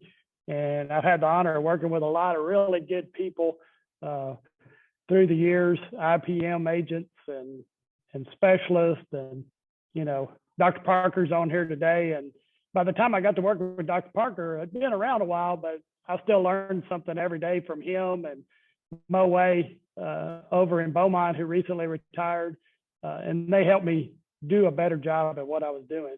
So sometimes you're introducing new technology. The other thing that sticks out is, some of the first GMO cotton that a lot of growers saw was in our plots. I think it was Delta Pine 33, which was just a bolt that ended up being Bogard, but it was just a BT cotton. It wasn't Roundup ready yet. So, you get to do some things that when you look back on them, it's pretty significant in the life of you as well as the producers. So don't ever shy away or think you're not ready, because we can certainly prepare you and get you some help to do the things you need to do to make things better for your growers. So my task today is just kind of to go through the format. Philip talked a little bit about that, and Blaine's going to talk next about how to write in the writing style we like for you to use. But this is more about how we want you to present so we can be consistent across, present the information so we can be consistent across the board. Now, you may work with a specialist and they may write up the data and the demonstration in a little different way that fits their needs better, either for a promotion packet or a report to a company that they're working with. But for us, this is going to be the standard that we use to present the results. So we'll go ahead and get started. So as Dr. Shackelford said, we want to clearly communicate the results. So we want you to follow the format, because hopefully what we're working on is a place to kind of vet and put these demonstrations and applied research projects particularly up in a place where we can all get to them and utilize them across the agency, as well as hopefully open that up to end users, producers and growers and folks that would be interested in that, to gain access to that and gain that knowledge that we've helped put together. So the format is important. We want you to follow that and use a clear and concise writing style. Blaine's going to talk about that. This is not a place to write any mystery writings or add any flower into the situation. It's just about reporting the results or sometimes the lack of results of the project that you're working on. As Dr. Shackelford said, it's good to use different formats, graphs, and tables when appropriate to deliver this information. And I used to change that depending on the audience, because some audiences, like it in a table form better. I found that growers like graphs, with then followed by, information about timing and rates or whatever we were trying to explain. So this is a picture of the template on the right there. It's just a result demonstration report. It's pretty plain Jane. We may have to get Marcom to spice them up a little bit. I don't know. But for us, it works fairly well. Now, these templates are available from your regional program leader. Hopefully, we'll find a place to put them within the new web scheme so everybody can find them. But if you need one before then, just ask your RPL, or maybe they're going to send them out to you. And we've got different ones for demonstrations and applied research, and different pictures depending on the subject matter or the type of applied research or demonstration you're doing. So first, let's talk about the sections. Of course, we have a heading and then a summary and objective. So in the heading, it's just what it is. It's the name of the project, just a quick name of what it is, who the cooperators were, your name and any other agents that worked on it, as well as any specialist or industry folks that might have helped you with it. And we'll show you some examples as we go through. The summary is just a quick overview of the project and the results. So you say, well, why do we put the summary first? Well, sometimes people just want to read the quick highlights of the situation first off to see if it's really what they're interested in and what they're looking for, or maybe they just have a minute to look at it and decide if that's something they need to do some more reading about or looking at, as far as more of the details as follows. The next section is the objectives. So that's basically what it is. It's the objectives. What was our goal? As Dr. Shackelford says, what was the question that we were trying to answer? And how did that project come about, and why are we doing it? Then we have our materials and methods. It's the details, all the things that you did. It would be, how you replicated it, what treatments did you use, what were the rates, what was the timing, what was all those things that went into making a successful demonstration that you've learned about throughout this training. Then we have the results and discussion. That's really the meat and potatoes. That's where you get into the details and you put your graph and you talk about observations you may have seen or things like that. We'll show you more detail about that in the examples, but this is where most people would go to see if it's something that they want to adopt and then put into practice on their own operation. Then the conclusion kind of wraps it up. You finish up any details that you didn't do up above, and the acknowledgement is pretty straightforward, is where you give folks credit. Your cooperators, maybe the folks that provided product for you to use, or the specialist, or whoever the case may be. So here's some examples of what we're talking about. So this is a pretty straightforward heading. It's the Clay County quail indexing demonstration from 2017. Tells who was involved, Bill and Amanda and Dr. Rawlings. He didn't put his cooperator up front. I think his is used in the example for the acknowledgement, where he says thank you to the cooperators that he did the quail indexing project on.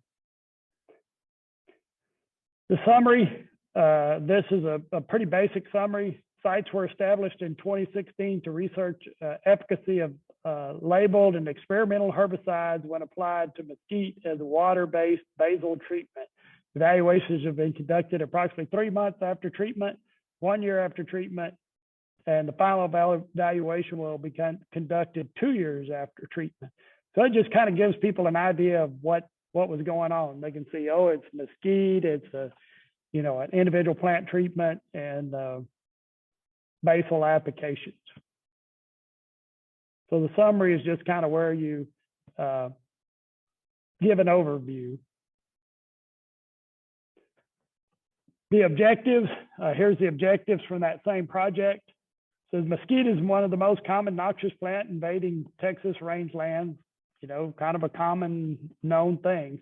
So the objective was to obviously see if the products that were available at the time, including some newer ones, and comparing the new ones to the old standard mixes. You can see this was on Envora, which is still a really new product, but he was comparing it to Garlon 4 as a basal treatment. And it says currently this treatment of Garlon 4 mixed with the basal oil serves as the treatment option for land managers who want to avoid, or they are prohibited from using the standard treatments of diesel mixed with triclopyr for basal mesquite control. So this is a water-based, non-oil-based treatment, so which is a little bit different anyway, and then comparing a new product to one of the old standbys for that particular type of treatment. Materials and method, as a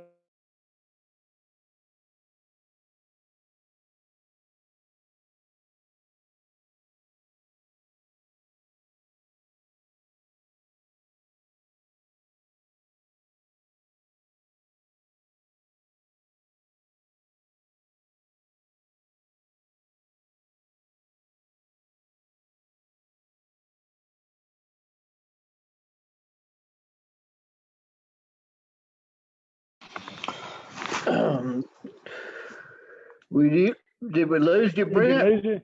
I guess you did. I didn't know. I was gone. So yeah, that was the best part of your presentation too. Yeah, I know. That's probably right. Okay. Let me get started again here. So where did I stop talking?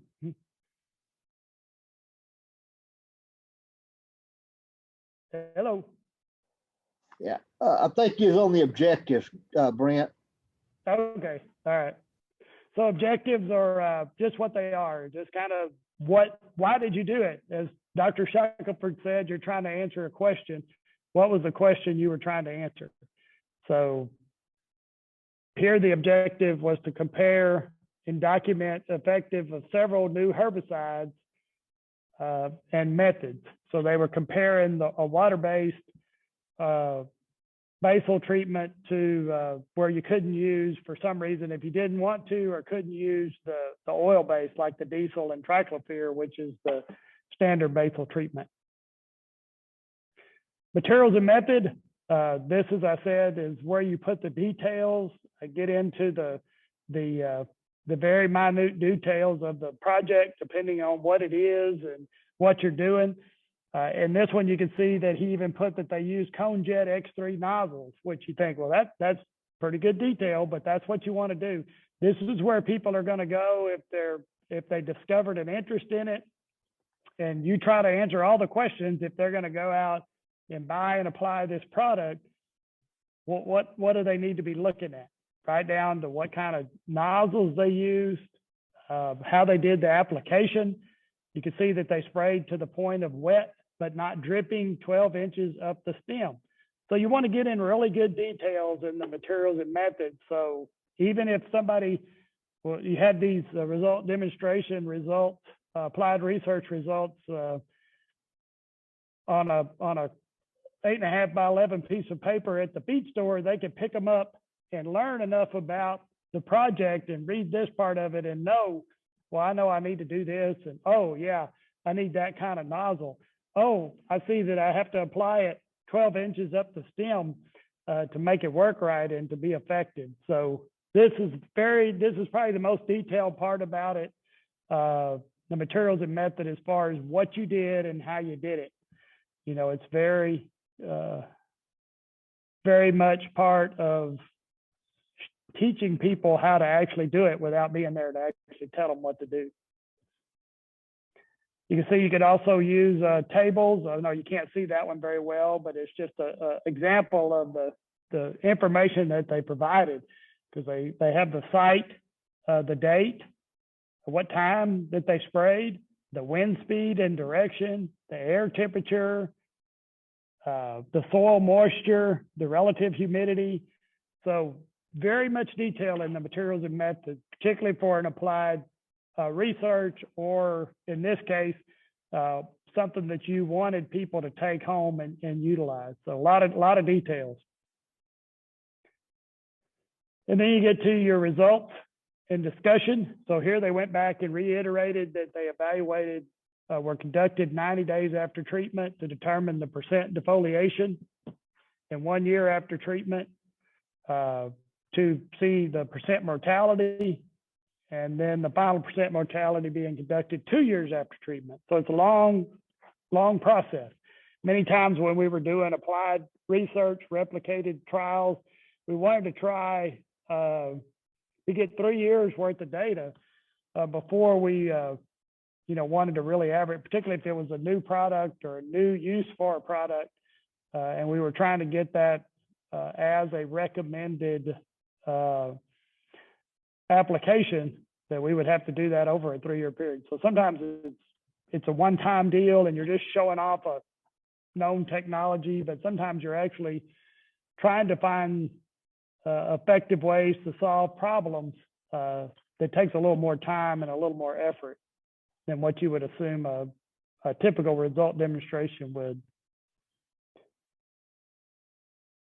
As Dr. Shackelford said, I found graphs work really well, particularly visually with growers, because they can see the different treatments and the different products, and the efficacy or how well they worked across the plots.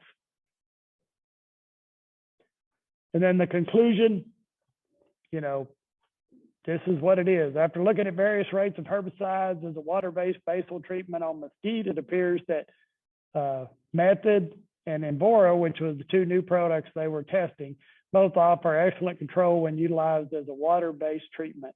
However, at this time, Method and Envora are labeled to be used on grazed areas. So threw a little bit of label information in there. In other words, you couldn't use that in a hay meadow or a place where you were going to harvest forage mechanically, only in pastures that were going to be grazed. So just a little caveat to throw in there to say, hey, you make sure you read the label and know where you're using this stuff. So acknowledgements, as I said, here they're thanking Dr. Dan Boland for allowing them to utilize the Eagle Wind Ranch to run the quail indexing study. Also like to thank Holt and Connor for their many hours of help setting up the quail indexing study, and collecting of data. It's just acknowledgments is just what it is. You're just thanking the people that were involved, giving them some recognition, and you know, recognizing their input. So the format, as I said, was pretty straightforward and available from your regional program leader, or we'll probably put these somewhere on the web. And we also want to make sure that on all these templates, even if you don't use the template, you need to make sure that you include this statement. That's basically our statement that said trade names and commercial products in this report are included only for better understanding and clarity. References to commercial products or trade names is made with the understanding that no discrimination is intended and no endorsement by Texas AgriLife Extension Service, which that should be Texas A&M, right? And Texas A&M University system is implied. Readers should realize that the results from one experiment do not represent conclusive evidence that the same response would occur where conditions vary.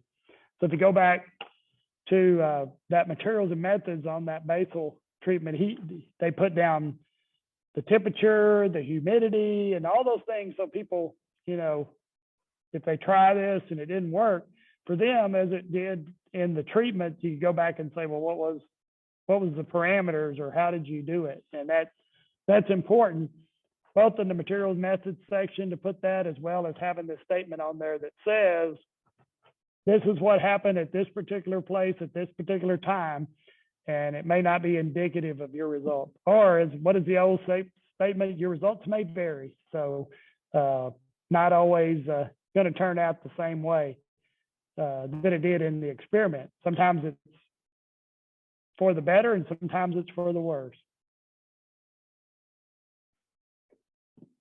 All right, I think I'm giving y'all back some time, but are there any questions about format? I mean, it's pretty straightforward. We have the format. We'll make that available to you. And if you have any questions, you know, talk to the specialist or the RPL, and they'll be glad to help you work through that. We're going to wrap things up today talking about the basics of technical writing and just some basic information about how best to present information to growers. And I just recommend, if you've never done it, read as much as you can, as many reports as you can, and develop your vocabulary and use that to help you to gain some confidence in using the style that most of these reports are written in. But to talk to you more in detail about this, we have Blaine Reed. Blaine is an extension agent IPM in Hale County. And I'm going to turn it over to you, Blaine, and let you share some information. Yes, sir. Thank you very much. Yeah, we were asked to talk in and present how to make these technical papers, which is kind of daunting. And I sure understand where folks are coming from on being nervous about wanting or being able to write these in a good enough way to feel technical about it. And trust me, guys, I'm here to say that I probably have a couple of high school English teachers that are falling over dead today that we're presenting this, or rolling over in the grave. That and you ought to relax a little bit. We were talking about a little while ago a format here for these templates that I've actually been using for quite some time. When I first started several years ago, we were required to write 2 of these on these result demonstration reports. And, you know, we did kind of view those as a check mark. And I didn't really like that. And I also understood that I had to make an IPM annual report anyway. So what we started doing is for all the trials that we did is we just went ahead and wrote every one of these up, and they should be, and they go into our IPM report. And how to fit these together, it's not that difficult once you get rolling. It actually can be you know, a little bit formulaic if you want to. Now, I go to Beltwide, ESA every year, but I don't present every year. I really wait to make those peer review and proceeding papers really when I think we've got something big. But still, this general format with an abstract, introduction, materials and methods, it's still the same thing, but it's not going to be a peer reviewed. And whether we're putting together, these professional papers, and I hope, and I can clearly see from across the state that we have several folks that are doing really good work out here in this organization. And I really do hope you go ahead and present a lot of these at professional locations, as we can see here that we've done on special occasion. But more of anything else, I just really want to talk about how to fit these forms in and how to make the time and make it worthwhile to get these in, to get your work recorded. I'm going to bounce over here to my 2019 annual IPM report real quick. And, this isn't even required anymore for IPM agents, but I do think it's an outstanding way to go, an outstanding outlet of information. And if you can see here in 2019, I still had a responsibility of Floyd County. And I don't have my 2020 because I'm still finishing that up. So I understand the time constraints, but these projects are certainly very worthwhile. And I'm going to slide down on some of these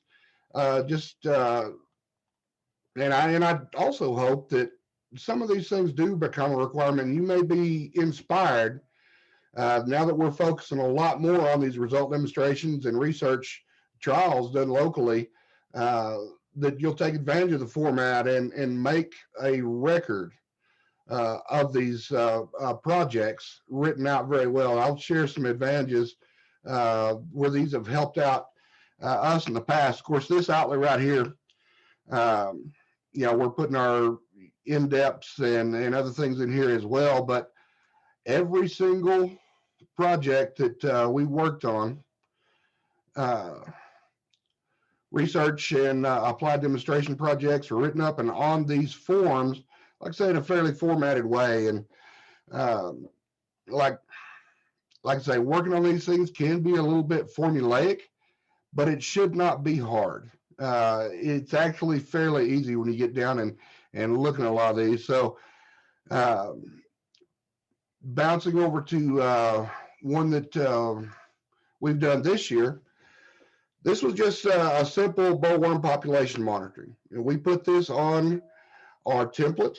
We put our identification in here, who's done it, where the locations are. We thank our growers. This is a little bit different than your standard peer review.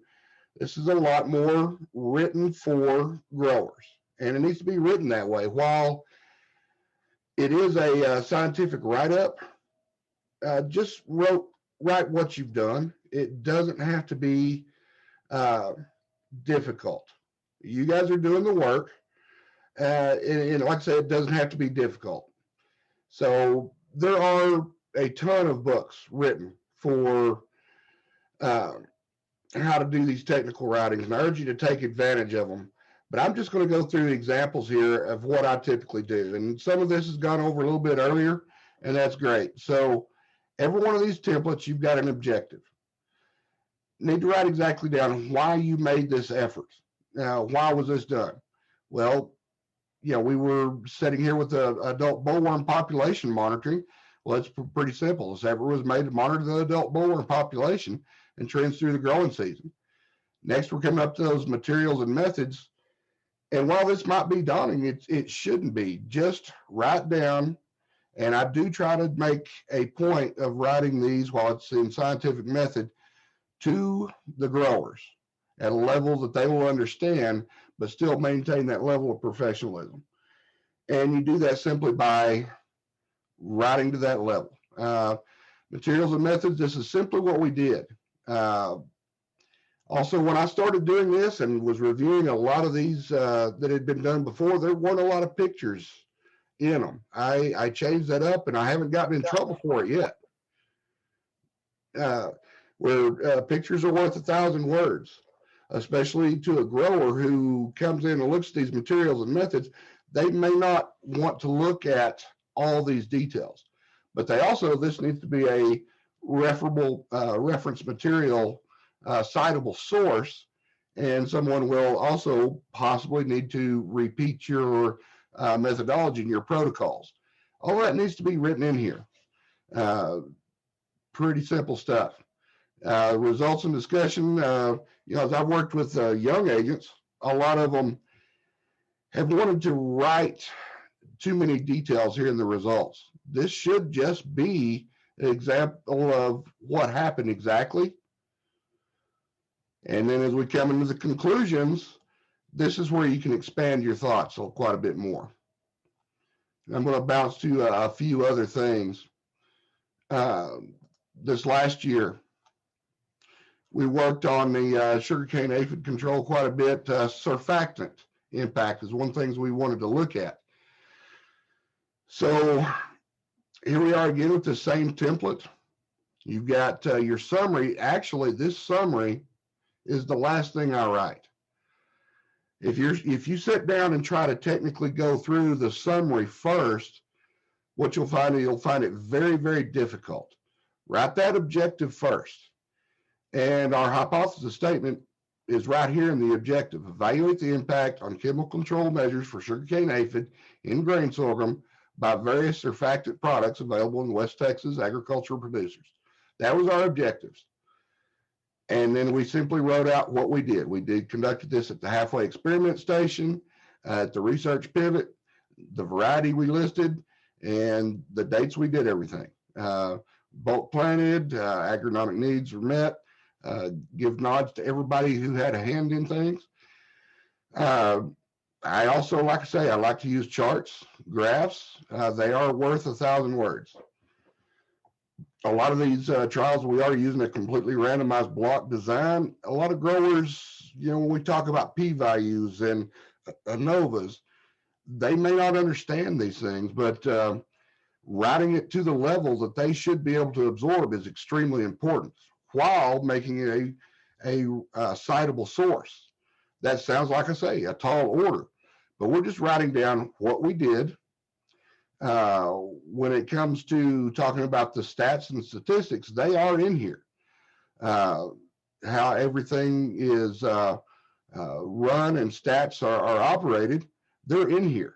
And I've made a point over the years of working with my growers that they'll understand what this means. Is this, you know, p-value is less than 0.05. You know, we've got to a point with a lot of growers reading these that they understand that we're at least through the quote unquote magic of statistics, that we're at least 95% sure that the results that we have shown here today are repeatable elsewhere. If you follow these procedures, we're 95% sure. And, you know, I really caution our growers, and I encourage you guys to always include the stats, even in a simplified form. Always include those stats and how you got to it. I like to use ARM, Statistical Analysis Program. That's something we certainly jump on quite a bit here. It's a standard. It's fairly easy to use. And if you understand even a small amount of stats, you can really work things pretty well. So everything is written up. And these are also outstanding examples of what you're doing in the area. When we talk about that, we're training people, we're working in the communities. These write-ups are going to be banners for years and years. Earlier, I mentioned that we did the bollworm population, and it's written up. It's in our annual IPM report. And thanks to a pretty long history, we now have a population monitoring of bollworms in Hale and Swisher County that goes back to the late 1960s, because these have been written up year in and year out pretty much continuously from that period of time, the different agents that have been here. That's pretty valuable information to reference back over many, many years. And I think pretty much everything we're doing is pretty much important work and needs to be cited. You know, we have field days. We had field days where we were highlighting some of this work. But if, the people were at the field day, that's great. What about somebody that missed it that needs the information, or you're being able to come back and cite these things? So absolutely jump on board with these and make them work.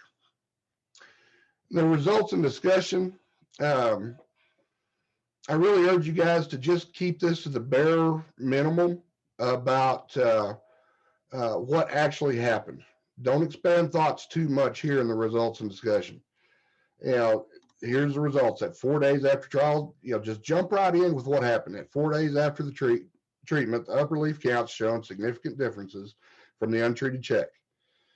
Write those things out exactly the way they were. Quote your stats. Don't put a lot of fluff in here. Use good charts and graphs. Especially on something that in this chart and graph, it's a little bit different because we do have like sugarcane aphid numbers just can go astronomical in a certain area in those plots. And if I didn't come up with a different way of presenting that data, we would lose a lot of these small nuances in here. So just understand your subject matter and what's important to growers and put it in there. Moving on with different aspects, we, of course, in this particular instance, recorded the sugarcane aphid numbers. The next paragraph, we're dealing with damage ratings over time and come back to yields. Now, the conclusions is really the area where you can underscore some impact. And the conclusions from that data, in this case, hinted that there was some benefit to using a surfactants in with our chemical treatment here. When we looked at Servanto by itself versus the untreated check, of course, using Servanto, treating the aphids on time was proven to be a benefit again. But we had some numeric advantages here, but we didn't have significant differences at that 0.05 level. In the conclusions in this particular case, I was able to expand out and say, when we ran this at the 0.25 level, we did get significant differences in this case. So in this case, when we're explaining this to growers, here in the conclusions and the summary back up top, we're saying we're 75% sure that we've got some differences here. So these impact statements here in the conclusions are a good thing to go with. And of course, then we finish up with our acknowledgments again. Run through another example, if I'm not making everybody too dizzy. Spray tip impacts. We noted that we're not getting the control of thrips in cotton. Now that we're having to use the oxen tips, in West Texas, we'll typically mix our first oxen over the top spray with a control for the thrips. We're not getting the control that we noted there, so we wanted to run a trial on it. This one happened to be sponsored by Cotton Incorporated as well, including that in this template. It's pretty variable. Come back where I've written this summary at last. I've written the entire paper, and I'll come back in and fill in the summary. This is the way I'll typically like to do that. Now, most of your abstracts and papers will like to try to keep this to one paragraph, and it certainly does need to be short, but I found it a little bit easier for me to get my materials and methods and kind of basic results in here, and then conclusions in a second paragraph. Of course, it's standard objective again, a different objective. Materials and methods, again, this isn't overly difficult, and it doesn't have to be technical. Take good notes in the field, record what you're doing, and write it down. The hardest part of writing these out in the technical side is really just getting started. We're turning out 15 to 30 of these a year on most seasons. Just writing out what's happening, making sure that in these materials and methods that that if anybody else wants to pick these up, they can understand them well enough to replicate this trial in another location. Our damage rating in this particular trial is pretty important. We're using visual aids of every sort. Again, our results and discussion, this is the bare bones. This is what happened. When we evaluated is recorded up here. Get your results out. Sometimes you see something, sometimes you don't. And use the proper terminology when you can. No significant differences means we were not at least 95% sure. Yes. Good charts and graphs are always important, and working these things out.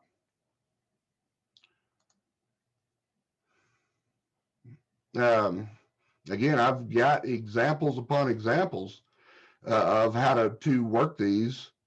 And like I say, the hardest part is just getting it down. We're doing a lot of good work. And a lot of times we're not recording these things and reporting them. And I do hope that some of these will become standard, that we are required to record some of these in our counties, because it would be a shame to lose this information. And just one example I'll share real quick of how just writing every one of these projects down on our template that come from AgriLife to host these. Back when we were first dealing with the sugarcane aphid in West Texas, and a year or two later, we were seeing green bugs in the field as well. And there was quite a bit of debate with the sorghum growers and Dr. Brent Bean as to whether the control products for one species would work for another. We had the data.